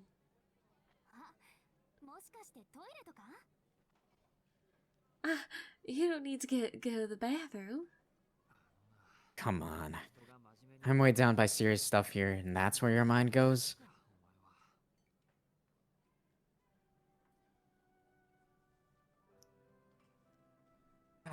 I breathe out a sigh. But I guess in a way, I'm saved by your carefree attitude. Regardless of how much thought I dedicate to it, I get the impression that the question of whether she should drink blood or not doesn't weigh on Arcoid's mind at all.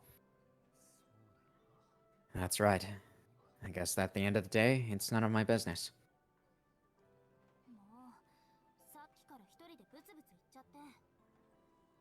Jeez, what are you mumbling about over there? It's not fair to hide things from me, Shiggy. Arcoid, once again, is growling at me like an indignant cat. I'm not hiding anything from you.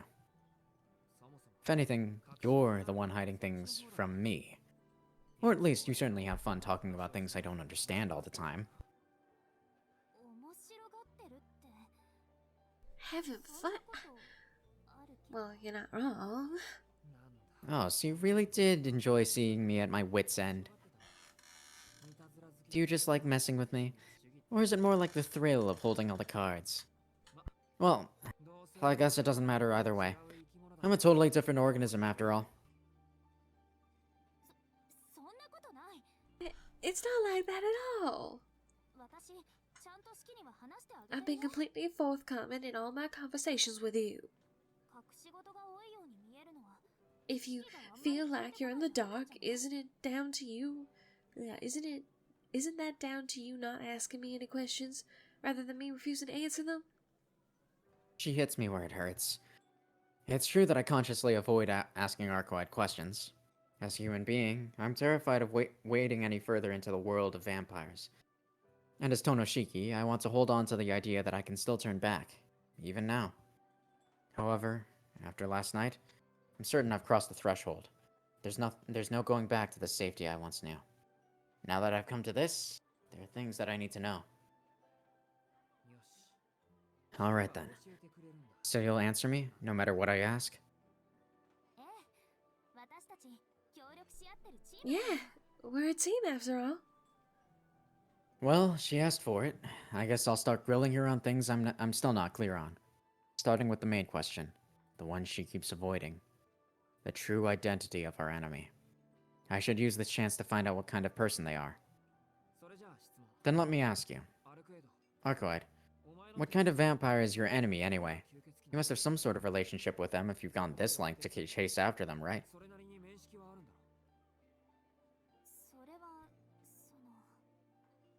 Well, that topic. What? Didn't we just agree not to hide anything from each other?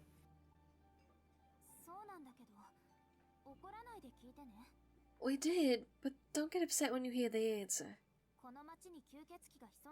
I only recently discovered that the vampire's lurking in this city, so I haven't even had a chance to see his current form yet. I don't know what the form of the enemy has taken this time, whether he's a man or a woman, or even if he's a child or an adult. Well, what about his special traits? I mean, Vlav had a superpower, right? Doesn't our target have a something special like that?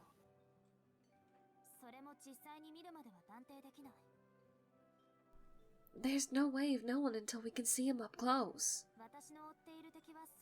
The enemy I'm after isn't that powerful of a dead apostle, but I can't predict what his strong point will be this time, or what form he's taken. Yeah, I guess you could say that his adaptability is his special trait. All I can say for sure is that there are signs of him in this city. Arkwright isn't lying, but I get the feeling that she isn't exactly telling me the whole truth either. For example, so, we won't know what his special traits are until we find him. Alright, I buy that. It makes perfect sense. But you at least know his name, right? His name? Oh, goddammit. Yeah, his name. Arkwright silently hangs her head. It seems like she has some reason she can't tell me his name, and it's eating her up inside.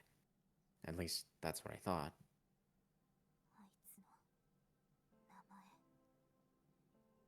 His name. A shiver runs down my spine. There's so much ice in her words that it feels like our surroundings have been frozen solid.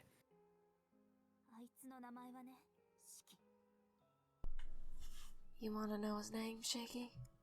There's no sign of her hiding the truth. His name is Michael. Michael Waldamsong? Valdumshong. He's a human turned vampire. Run-of-the-mill dead apostle. Oh. I think I know who she's talking about. He's in Melty Blood. Oh, phenomenal. Love it. Her beautiful lips move, but she does not look up. All that I can sense from her is raw, blood-curdling hatred. Arkwright, you... Arkwright's shoulders are trembling. She looks like she's struggling to suppress the emotions raging within her. I'm sorry for asking you something stupid. Telling me his name is more than enough. I'll see the rest for myself after we hunt him down. Arkwright shakes her head slightly. It's as if she's saying she can't forget it so easily. Well, that's a little concerning. Wonderful. If even saying his name is enough to, like...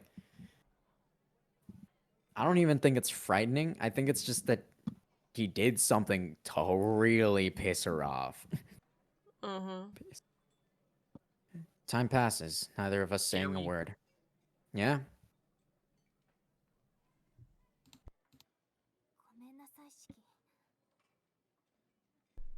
Sorry, Shaky.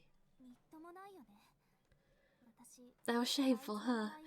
Seems like I can't keep my cool when I say his name. Arkwright apologizes with her head still hanging. This temperate appearance isn't like her at all. Hey, you don't have to worry about it. Even if you feel bad about it, I'm actually a little relieved. That was honestly very human of you. Really? How so? Well, you hate this person so much that you're hunting him down, and you only allow yourself to refer to him as the enemy because you're worried about letting your emotions get the better of you, right? I can empathize with that more than I can the idea of you going around coldly exterminating vampires like it's just a job. If I'd known you had your reasons, I'd have... I was about to say lent you a hand, but stopped halfway. I've been claiming that I'm only helping Arcoide in order to protect the city. To finish that sentence would be to contradict the excuse I continue to cling to. Anyway, that's all the questions I have. Let's eat while it's still hot. This sort of food tastes pretty dire once it gets cold. Yeah. Though I have to say it doesn't taste that great to begin with. Your palate may be, well, different. Wow, okay, are you telling me I have bad taste? A little bit. The princess averts her gaze, as though to avoid saying out loud how exactly how boorish my tastes are. Ouch. Okay. I'm cheap, I guess. Whatever. I'm sure we just weren't feeling this menu today. That's all. I maintain that there are still times when the burger really hits the spot. That's what I'm saying, my guy. Borgar. McDee's. I wish I liked hamburgers, Burgers but I are don't like good red sometimes. meat. I like them.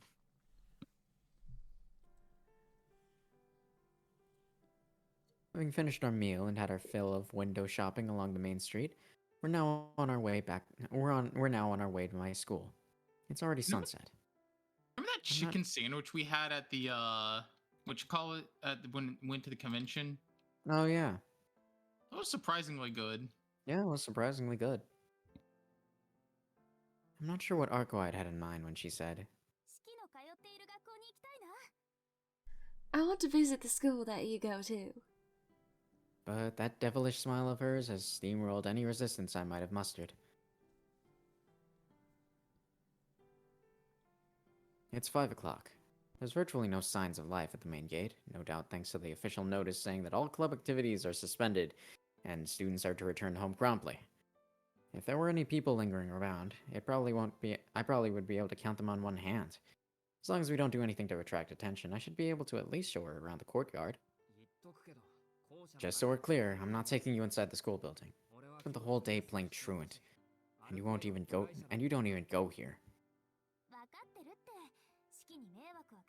I know, I won't cause any trouble, so relax.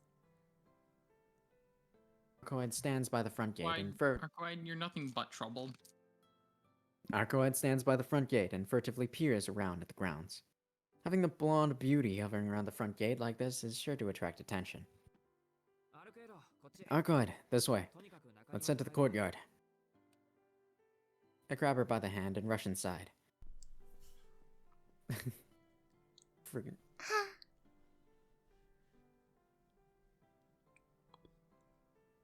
Better than you.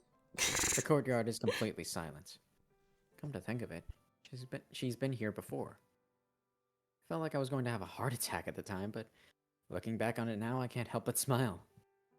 A vampire, out and about during the day is hard enough to believe as it is, but one wandering around my school just makes a mockery of common sense.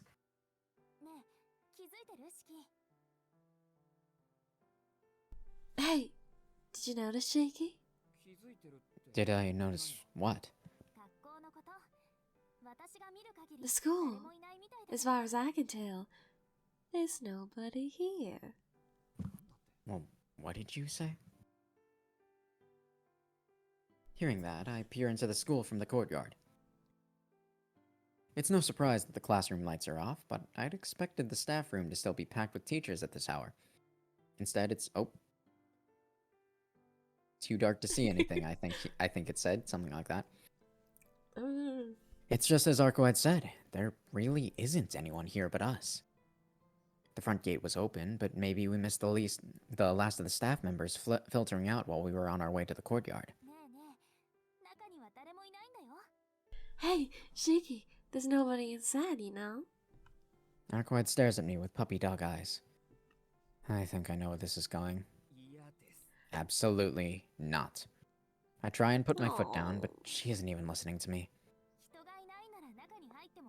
If there's nobody here, who's gonna get mad at us for going inside? we came at just the right time, didn't we? I'm telling you, I really don't want to do this. Wow, the inside is a lot bigger than I expected. Even the corridors are wide. There's so much room for activities. That's strange. Narcoid's voice doesn't sound like it's coming from nearby, but from over by the windows in the school. Shaky! This door won't open, but it's fine if I break it, right? Oh, she isn't even waiting to hear what I have to say. Arcoid is winding back her fist in front of the window pane. Seeing her make the universal motion for, "I'm gonna hit ya," brings my dizziness rushing back. You little... Why don't you ever listen to what people say? There's no way I can let that agent of chaos loose into our school building. Even if it's impossible to stop her, I need to at least try. Ah, you came? She finds so amusing, but she's grinning from ear to ear. Arcoide. What exactly is so fun about looking around my school? If you're just looking for a place to mess around, there are better options out there. I'll take you somewhere nice, so let's get out of here. But this isn't bad, right? See this place that you always go to? It's fun in itself. Shiki, I want to have a look around inside. Won't you kill the lock on the window for me? I killed the lock for you. Arcoide. You do a cleaner job of it than I would, right? You can cut things in a way no other blade can. Even if someone does discover it later, they'll just write it off as something they can't explain. And I want to play hide and seek. Arcoide excitedly waves me over to one of the windows that opens into the corridor. Jeez, you really are acting like a child. Against my better judgment, I lower my glasses slightly and take a look. There's a line running down across the latch, securing the window. Ah, damn it. Isn't that just convenient? I take out the knife from my pocket and slice open the latch.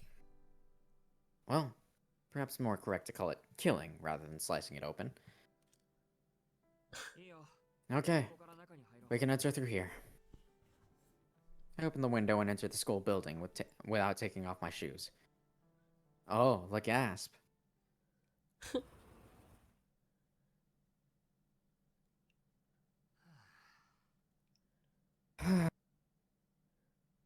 Maybe I guessed well, or maybe it's just too familiar of a trope.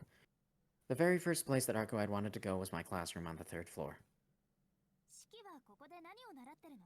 What do you usually learn in here? What do I learn? Just the usual Sex things that a ed. student normally... Shut up. What do I learn? Just the usual things that a student normally learns. We study history in order to broaden our understanding of our own culture. We also deepen our understanding of how things work through physics and mathematics. We're also taught English in case we need to travel abroad.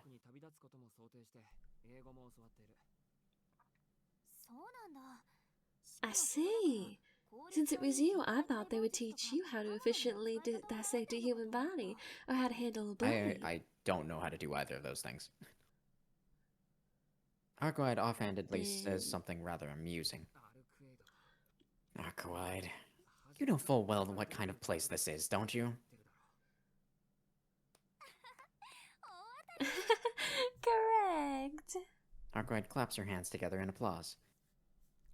Clap, clap, clap, clap, clap, clap, clap. It's always hard to understand what's going on inside her head, but this time I'm more stumped than usual. This school has nothing to do with slaying vampires, so what is she trying to achieve by coming here?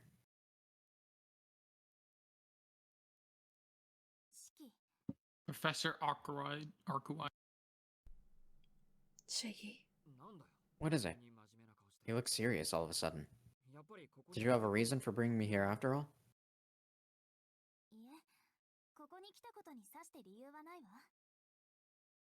No, I didn't have a good reason for coming here.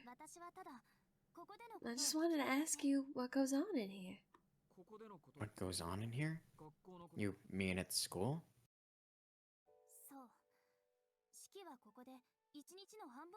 Yeah, you spend half your day in this place, right? Have you ever used any of the knowledge or experience you've built up in here? Don't you ever think it's a waste of time to learn stuff you don't need to survive? Huh? Out of all the questions she's asked so far, this one's the most difficult to grasp.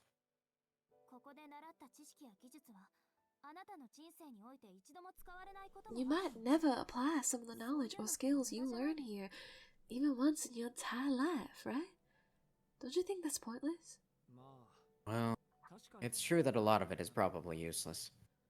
For example, I'm studying mathematics, but if I don't end up in a profession that relies on it, then I won't really need it again. If I just wanted to get by, I'd be fine only knowing basic arithmetic. Even if I were to learn English or the history of my country, there's no guarantee that it'd come in handy later. It's as you say, the majority of what I learn here really isn't necessary for day-to-day life.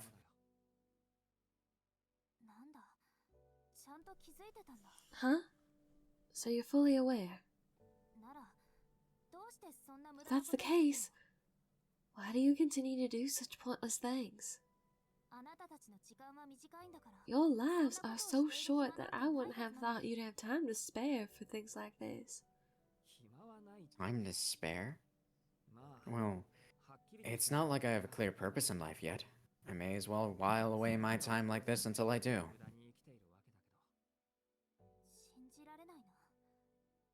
I can't believe it.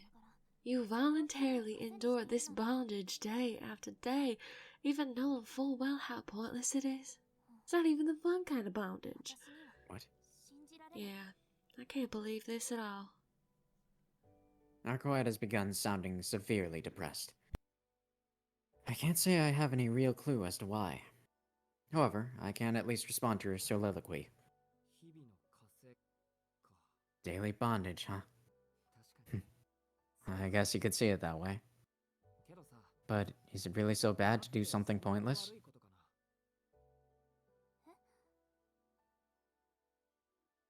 Huh? It's fine, right? To waste time, that is. Even if what we learn can only be used here, it will still serve as a reminder of days gone by.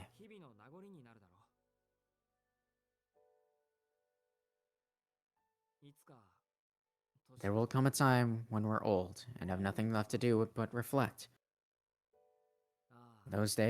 These days are for us to look back on with a bitter smile as we remember how things used to be. That has a meaning in and of itself, you know?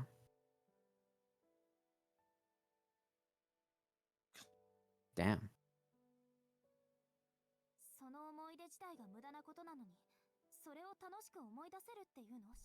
Even though the contents of those memories are pointless, are you saying that you'd enjoy thinking back on them? Yeah, that's exactly it. Humans are conveniently built to remember the past through rose-tinted glasses. We simply forget all the inconveniences. If you hold the view that life is full of pointless things, you might end up reasoning your way to the conclusion that life itself is meaningless. Right? On the contrary, I think that all these useless things are what people really live for. That's why I'm not too hung up on it. I believe that deceiving yourself over and over again, trying to stave off the understanding of how meaningless it all is, it's just part of existing.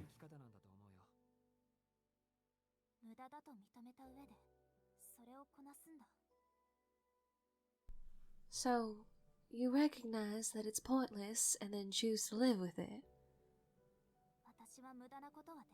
I can't do things like that. I can't do things that feel pointless. Even up to now, I've never done anything that wasn't necessary. What are you talking about? You can say that everything we've done today is pointless, couldn't you? What was that? What? Oh, I thought you said something. Alright. No, I'm just here breathing. Oh, okay. What are you talking about?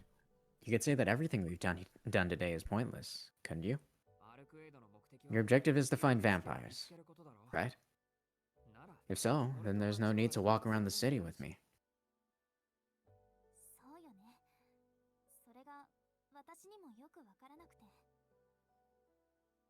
I guess you're right. I don't really understand why I did that myself. God, I love this. I love this game's themes. I tried to get you to explain it It to really me as does someone used seem to to be. have some interesting themes. I tried to get you to explain it to me as someone used to being useless, but only ended up more confused. But I mean, Time Moon in general has interesting themes, so. Yeah, fair.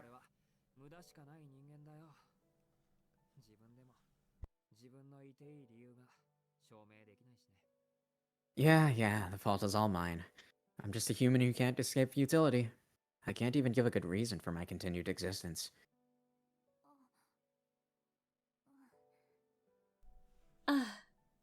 Right.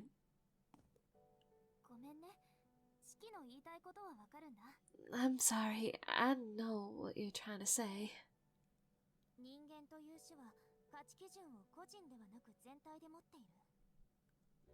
Humans are a species aren't.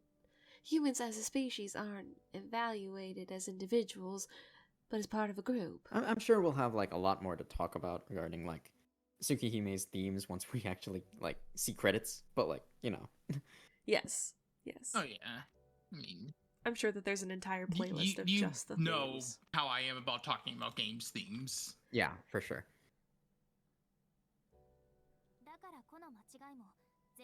That's why, if one is wrong, it is tolerated as long as the entire group is correct.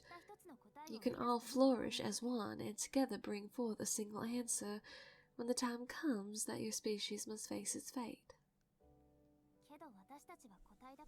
But since we are only individuals, we cannot allow ourselves to be wrong, no matter what. I can never allow another person's will to influence me. That's why I've always been taught never to do anything unnecessary.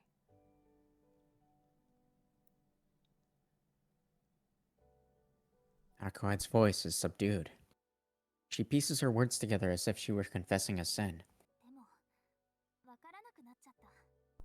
But then, I became confused. In such a short period, in just a meager 7 days. I wonder if what I was doing was right. I mean, I had so much fun. Up until now, I never thought I could be so happy from just being like this, from just existing.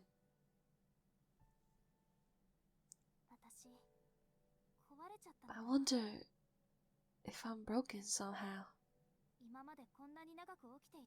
After all, I've never been awake for this long before. Sometimes I wonder if I've already fallen asleep, and this is all just a selfish dream of mine. I'm at a loss for words. What she's describing now is something I truly cannot comprehend.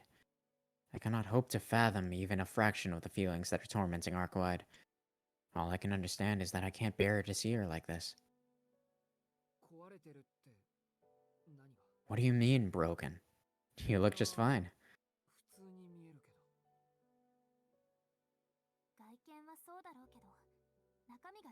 I might appear that way, but that's not how I feel inside.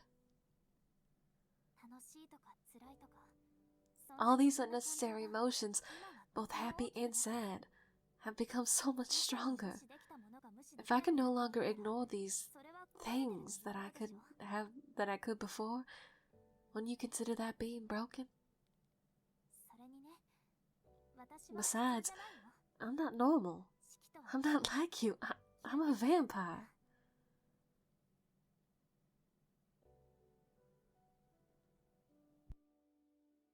It almost looked like Arcoide was laughing forlornly. It was fleeting, obscured by the red glow of sunset. But it's strange. That doesn't feel right. The classroom at sunset. A woman looking down helplessly, bathed in the red glow of the sun. To think that such a thing could exist before my eyes. That's not like you. Yeah, it really isn't. You're a vampire. So don't show me this side of you. This side of you that's as helpless as any ordinary girl. Don't worry about whether you can ignore it or not, or whether something's pointless. Just forget about all of that. It's not good to think so seriously about yourself. I don't know exactly what is bothering you, but you're fine, just the way you are. I mean, it's not as though you're bothering anyone.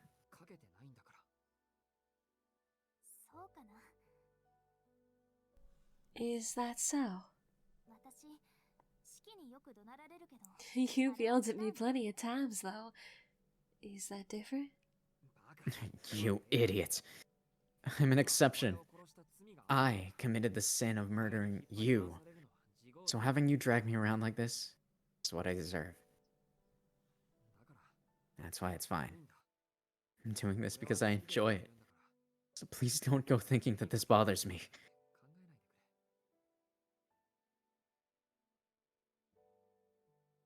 Arquide's eyes remain dark. I'll really be in trouble if she keeps making that face. She looks so frail. Won't be able to stop myself from embracing her at this rate. I'm begging you. Keep your head up, Arquide. Sure, you're selfish. You act rationally. And you cause me no end of trouble. But apart from that, you're decent. There's nothing broken about you. You're no different from any other girl. So come on. Let me see that smile of yours again. If you keep looking at me like that, I'll start feeling bad as well.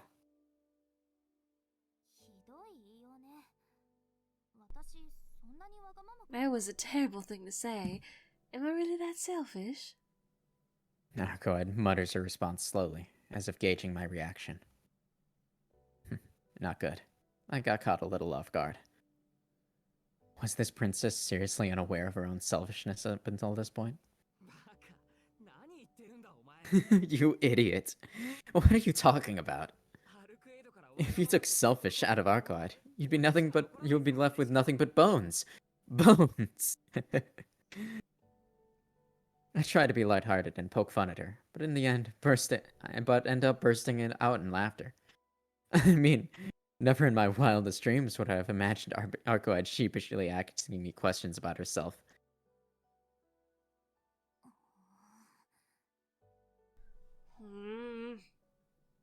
Nah, she's mad. You dummy! We were having a serious discussion here. How can you just be such a meanie? Well, that's just how I am. Didn't I say that I'm nice to everyone but you? It's not like I've only started being mean to you by now. I give her a wry smile, as though inviting her to try and deny what I just said. No objections from her side. The cloud that had been hanging over her head earlier is now nowhere to be seen, and her face is back to her usual genuine self. Yeah, as I thought. You're not you when you're not lively. I'm a little relieved too. Not you when you're hungry. Okay, so I have a theory about something. I'm not gonna say anything, but You can't just say that you have a theory and then just not tell us what the theory is. okay. So I have a weird suspicion that, and this is something I was just thinking on, because of all the time Shiki has referred to himself in the third person and all that, what if Shiki's the person Arcuide is hunting? There's obviously something. That'd suck. Yeah, I'm not saying it. I'm just saying that it's because there's just it's all because of that ending we got at the start of all this, with Shiki constantly saying Tona Shiki is doing it, like, or he's suddenly referring to himself in the third person. Weird. Very Anyways. Huh? Huh? Then Arcuide Oh, wait, saying she this is you doesn't talking? know what the guy looks like. Oh yeah, this is you. Mm. Yeah. But yeah. Huh? What? Why are you feeling relieved? You said that you act mean towards me, right? Well, I mean that's true, but it's like it's fine no matter how much she drags me around or how much trouble she brings along with her. I simply couldn't stand to see her so depressed. Hold on. If I continue this train of thought, it won't end well. It's true that she's pretty and she really is a good person. I also believe that there's never a dull moment with her around. But that's all there is to it. I mustn't develop any more feelings than this. Get a hold of yourself, That's what you think. Get a hold of yourself, Shiki. No matter how lovely she may be, she's still a vampire in the end. Geez, you really are indecisive. Do you not even know what you yourself are thinking? I don't want to hear that coming from a vampire who's been whining like you have. It's fine if I don't know myself. I'm well aware of how weird I am. It's true that my memory is always hazy and that I can get anemic all the time. I basically can't even take care of myself.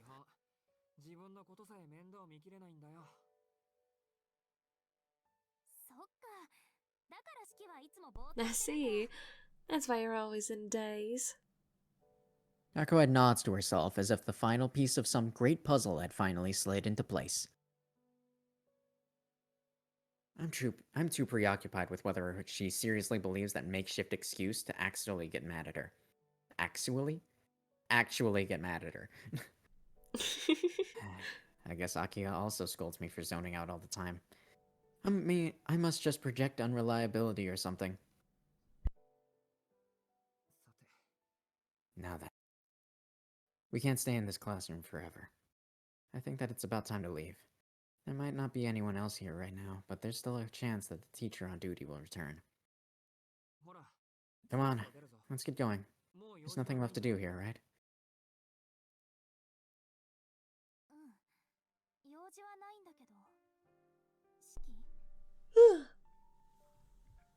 Yeah, there isn't.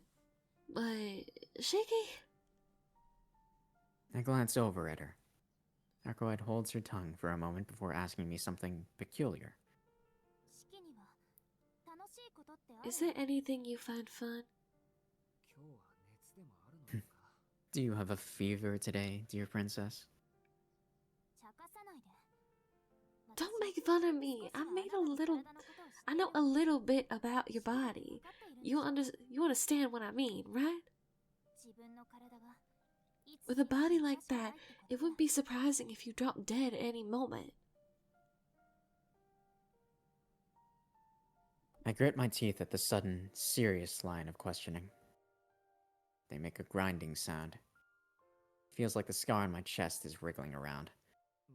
Well, all humans die at some point. But in your case, you'll die sooner than most. Arcoed has a serious look in her eyes. Everyone has lines of death on them, though. That's plenty of places where they could easily die. I'm not the only person whose body can fall apart that easily. I'm not really sure why, but when I look at you, sometimes I feel afraid. So, please answer me. Are there still times that you can feel happy, in spite of the fact that your existence is so precarious, Shiki? Do I ever feel happy? Ah, this woman really is. You really are an idiot, aren't you? There's no way that I would know. There's no way that I would know that, right?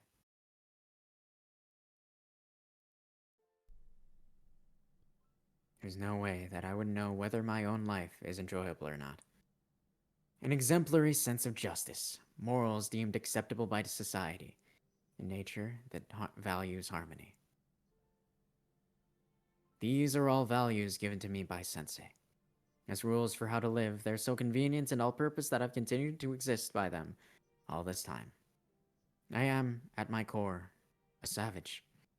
I've never understood these nebulous philosophical conversations. But there is one thing that I can say for certain. 7 years ago, I was on the verge of death. As part of my treatment, I was operated on at the hospital where I'd been taken. During that brief period, I felt like I was in a place wrapped in complete darkness. I guess you could call it a dream. At the time, I felt like I was dead. Like that dark place was just what being dead was like. After that, I was miraculously saved, ran into Sensei, and returned to my normal life. For all of that, I hold a deep, everlasting gratitude. I hadn't realized until I had died that the world was such a peaceful and beautiful place. Even if my eyes try to deny all those feelings. I don't know whether living in this world is fun or not. Seems unlikely that it'd be that way my whole life. As long as I have these eyes, I cannot allow myself to treat death lightly.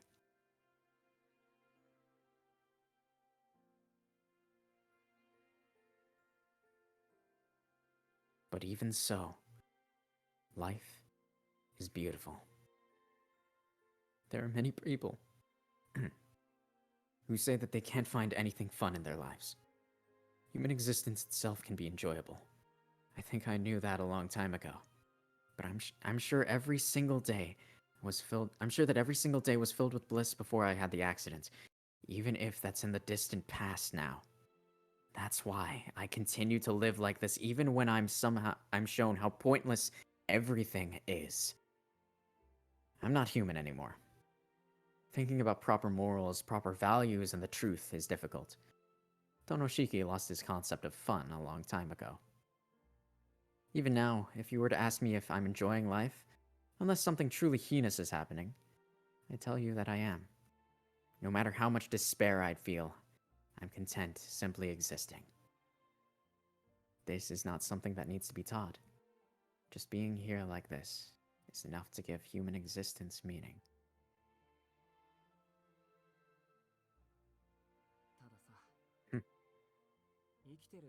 But you know, isn't it just fun to be alive? Everything until now has been fun, so I'm inclined to keep on with it. I'm sure that's the right choice. Well, if I had to answer your question, I guess I'd say something like that. I may have given her an answer, but I'm still a little embarrassed by it. After all, it's the answer of someone who's only been alive for a mere 17 years. I'm probably wrong. And yet, the woman in front of me says, I see. So that's what your heart tells you. It's fun just being alive, huh?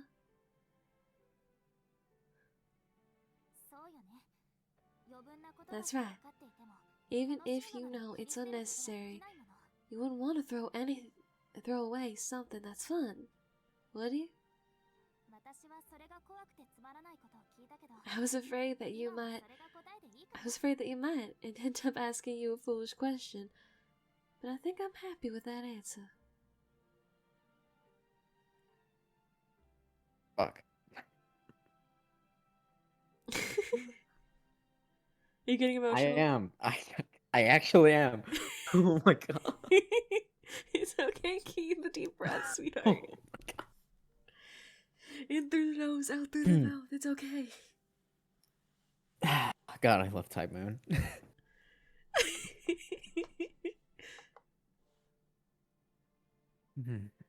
With an unmatched smile, she affirms the beliefs I hold in my immature heart. What? Are you still hung up about that stuff from earlier? Yeah, but those ill feelings are gone for now. That's why I won't lose my way until I defeat the vampire that lurks in this city. Until then, I'll fight alongside you. Isn't that right? Nods Arkwide, smiling.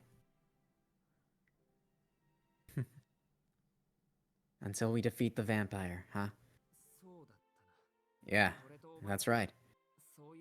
That's the kind of relationship we have. Today felt like such an ordinary day. I guess that's why I forgot such a fundamental fact. Hey, Arcoid. After everything is over, when we finally defeat this vampire, before we part ways, can we hang out together like this one last time? Huh? What do you mean? I'm saying that once you've completed your objective, we should do pointless things like this again. In the end, we're only here together now because we're cooperating. I was just wondering if once we're truly done with our duties, we can meet again, without there having to be any reason for it.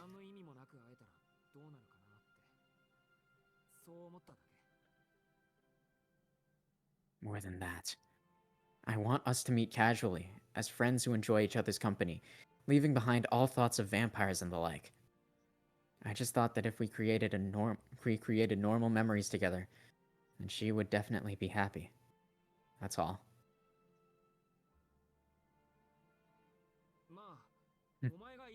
Well, if you don't have the time for that, it's okay. I say the exact opposite of what's on my mind. After Arcoide opens her eyes wide in surprise. Of course! Let's come here again after everything is over, Shiki. Even if there's no reason, I'm sure it'll be super fun. With a radiant smile, Arcoide buoyantly solidifies the promise. The classroom at sunset. In the midst of these hues that seem detached from time itself, that image is implanted in my memory as the most important thing of all.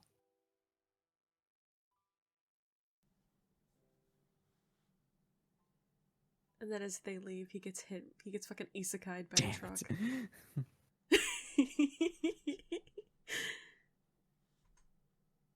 I think that is a good place to stop since we've been going for almost 3 Fair. hours.